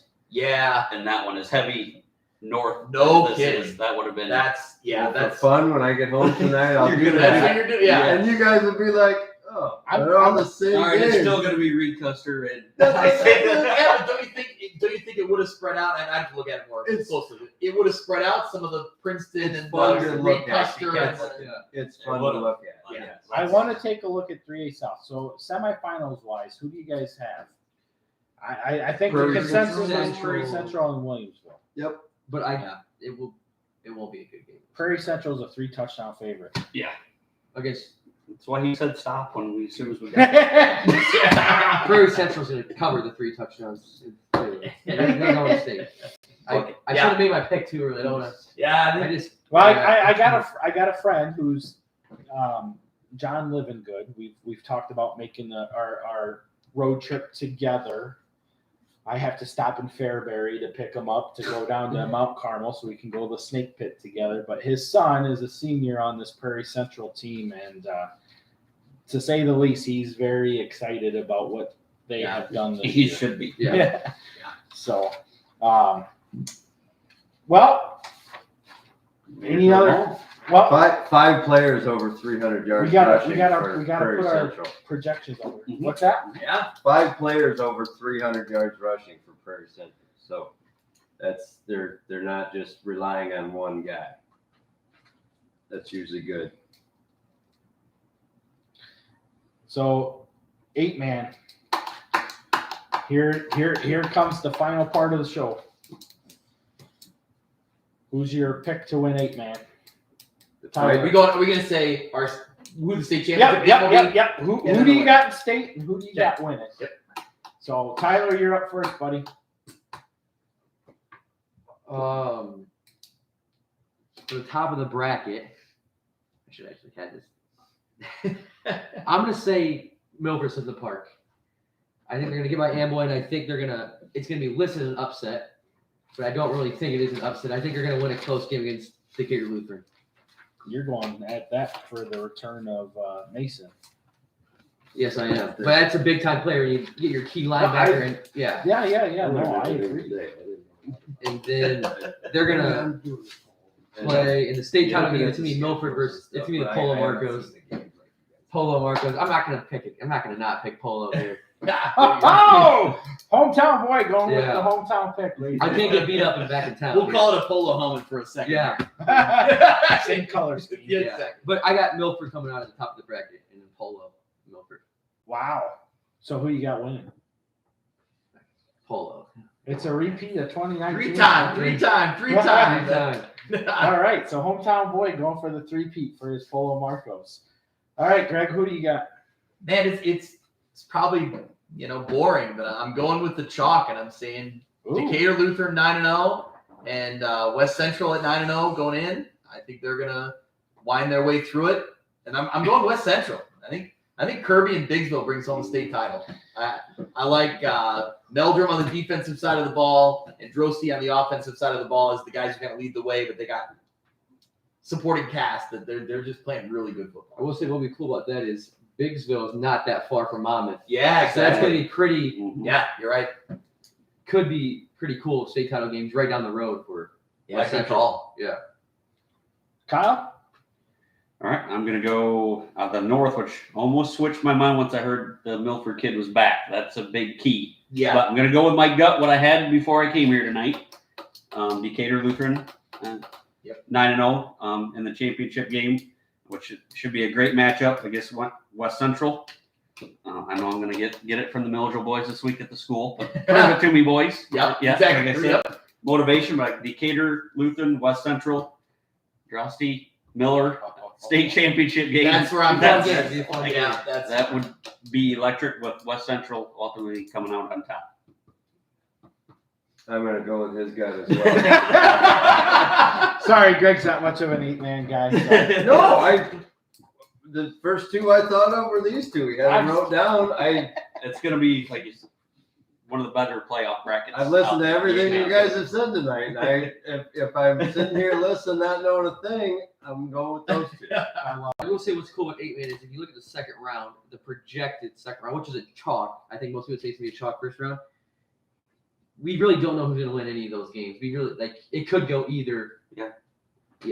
Oh, I agree. Yeah, that's what I That's totally what agree. 8-man This particular year is 8-man, much better than it was 2-3 years. Like a couple years ago, you had 1 or 2 teams. Even last year, 3 or 4 maybe. The first year of Polo Milford, it was Polo Yeah, Milford. that's what it's getting better. More teams that could win it all. Like I Year said, in, last year year out, there's 3 or 4. There's 6, Six. 7 teams, Six, I would 6 say probably this year. So, I mean, it's getting better. For sure. So my pick, obviously, Decatur Lutheran, really big. Obviously, the return of blank to MCP somewhere. There's always upsets that happen. I'm with Tyler on this one. I'm going MCP to the state championship game. In the South, I really do like the return of Audie to Milledgeville. I think he can add another level of depth and explosion for the Milledgeville offense. Is it enough to overcome a big deficit loss to a West Central team that they just got routed by 2 weeks ago? I don't know. I like West Central. Very deep team. West Central MCP at state. I got the Heat coming home with the title. all right. There we go. All right, Class 1A. What do you guys got here? I want to, I've been saying all week, I don't want to pick who everybody else is going to pick. Yeah. There's no money on it, I don't so want- that doesn't I don't matter. want to assume who you guys are going to pick here, but We're gonna pick Lena Winslow. I'm going to go Lena Winslow. Oh, you're kidding me. No way! In the North, their biggest problem, I don't even know. Is themselves. Yeah. You're not wrong. That or the bus not starting. And, they're going to beat the Forston Cardinals in the semifinal. That's my That's a huge look right there. that's my We're not picking bold. semifinals. No, it's are we? be Lena Winslow over. I'm going to No, say. we're not picking semis, but that Ridge, is. I'm going to say Ridgeview in the rematch from last year's semifinal game. Yeah. That's who my pick for Mine too. Sunday. Greg? Yeah, on the north side, it's going to be Lena Winslow and Marquette playing in the semifinal to go to a state championship game. I know. Two? It's going to Lena Winslow and who? I think it's Lena Marquette. Winslow and Marquette. Yeah. Oh, that's not going to It's a Marquette helmet now. It's back to being a Yeah. Marquette helmet. I have to go with Lena Winslow to make it to Champaign. I think on the other side, since I already picked the other semifinal, I'm going Ridgeview Lexington and Camp Point Central. I think this go around it's Camp Point Central's turn. I think it's gonna be a color scheme going up against each other in Camp Point Central and Lena Winslow. Panther. Oh, and that Oh, I didn't think about that part of it. And it's gonna be Lena Winslow. I don't see someone stopping by them. 40.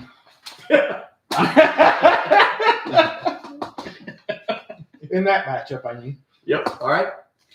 Okay, my turn here. I will, just for talking points on me from the West, I have Morrison upsetting Ottawa Marquette in the first round. Oh. Yeah. I'm going. Man, I'm Mustangs. I'm right. Man, I thought we were friends. I know it's the reason I sat by you. I just like the way they're playing. I do, First and it's They're gonna hot. be gonna make for good. Coach Snyder's conversation. got the Mustangs hot right now. This field goal garbage from 5 years ago, and now this I can't anymore. That's not that has any bearing on who gets to state here, but yeah, Morrison over Ottawa Marquette. I have Lee Wynn over Chicago Hope in the North. Ridgeview over Mitch said, great pick. Camp Point Central. Ridgeview over Camp Point Central with Lee Wynn and Ridgeview meeting up, and Lee Wynn taking the Greg? I got Lee Wynn Lexington. All right, so I'm going to put a little bit more depth Don't in you want to it. hear my winner? Yes. Lee to win. Yeah. I'm getting the snake eyes from Carrie. Hey, look at me. I here. just, you want to try to pick somebody else, and everybody tried, but I know, man. All right, so I always make these picks like I do have money on. I'm with Yeah. Tyler. I definitely had, when I saw this breakout and I watched, I was in Forston last night. Lena Winslow and Forston in the semis would be absolutely awesome, especially for the NUIC in general. But when you take a look at your last 5 state champions and it comes down to those 2 teams and they got to fight it out, oh man, that would be an awesome way to go. But I do have Lena Winslow representing the North in Champaign for the first time since 2010. And what happened when they went there in 2010? They routed Tuscola 47-14. They're going to do the same thing this year. It's going to be Ridgeview Lexington. Hal Kyoto messaged me earlier today saying, there's no way Madison makes the playoffs. They're 5-3 and they don't have enough points. Well, here you go, Hal. You got them in the first round. And you're going to get to Champaign and you're going to meet the monster that you lost to in the semifinals last year for your rematch. So, and at state, I do have the Panthers picked to win state. So it'll be interesting to see that one break down. Class 2A. Tyler, you're up. I feel like this is just like I'm going to say Marora Forsyth out of the North.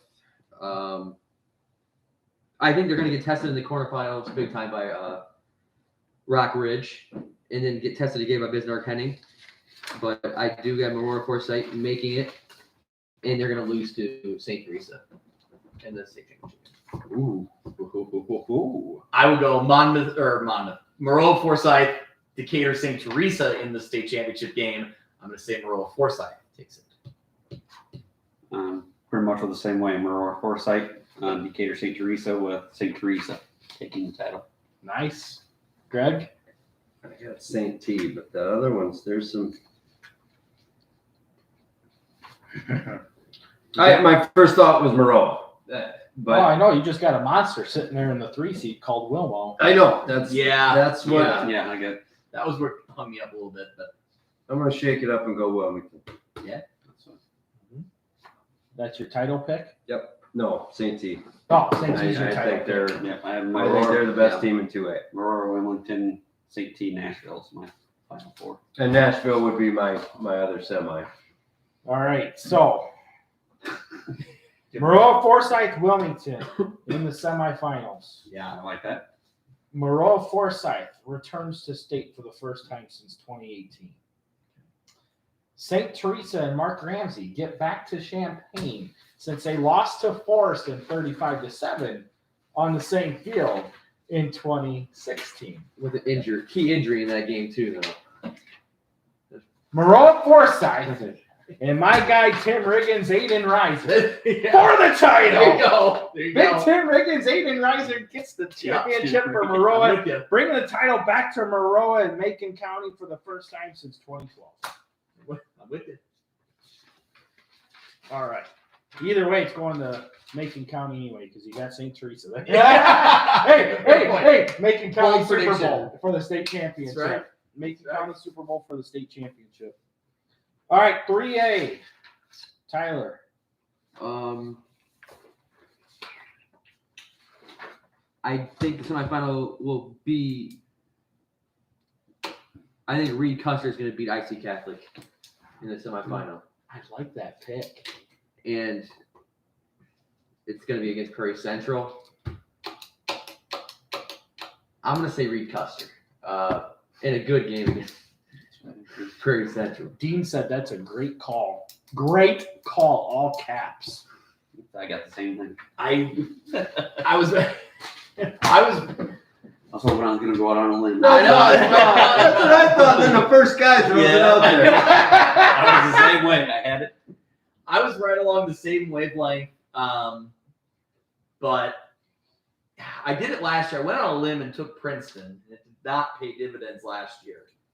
No, you would have been better off taking Byron. I know. Hindsight, great at that. Hey, I had IC Catholic. It's a homer pick, a view from the west homer pick. But I want to see Princeton in Champaign. I want to see them go up against Prairie Central. They're going to have to, I think, pull off some perceived upsets around the state to do it. But, man, they got some weapons. So I'm just going to do it. I'm going to say it. I'm going to say Princeton over Prairie Central state championship. I would love to see Princeton Reed Custer.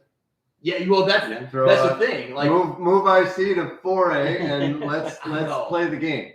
yeah.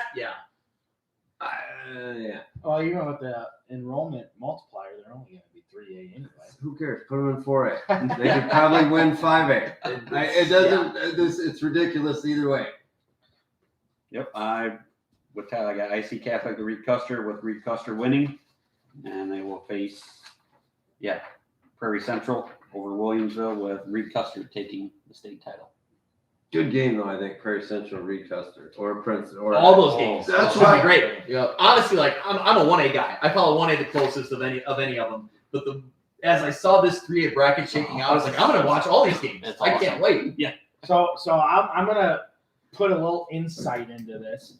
So if you've paid attention to our NUICfootball.com state rankings, especially in 3A, and you saw the quick rise of Reed Custer, that was because I was ranking them number 1 the entire time. So who do I got winning state? Reed Custer! And I liked him last year too, and I guess I shouldn't have slept on him early in the year, but yeah. I knew last year they were young because I talked to the Wilmington guys to get Wilmington info, and they had told me like the way they're blowing through everybody. Yeah. I mean, they're just Yeah. they're not taking any game for granted, No. and they're playing balls out. And Prairie Central's doing the same thing. That's who I got matching up with them. Reed Custer, Prairie Central, and Reed Custer bringing home the title to Braidwood. And hey, honestly, give me Princeton, Reed Custer, Byron, and Prairie Central in the semifinal. Oh. I know it can't happen. awesome. Right? Those to me are the 4 best IC Catholic. None. It's not IC Catholic. All right. Well, there you go. We've given you our bracket breakdowns. We've gone through everything, left and right, teams, players. If we've left anything out, we do apologize, but I think we did a great job covering everything from 8-man to 3A. We answered your questions. Get ready for the best 5 weeks of the football season. It's here. It's great. Obviously, for 8-man, it's only 4 weeks, but we'll be giving you live coverage from Monmouth College, and hopefully you're there too. With I need to make that work this go around. Yeah. and we'll get that coverage going, and then we're gonna see you in Champaign. Myself and Carrie are gonna put together another behind-the-scenes broadcast.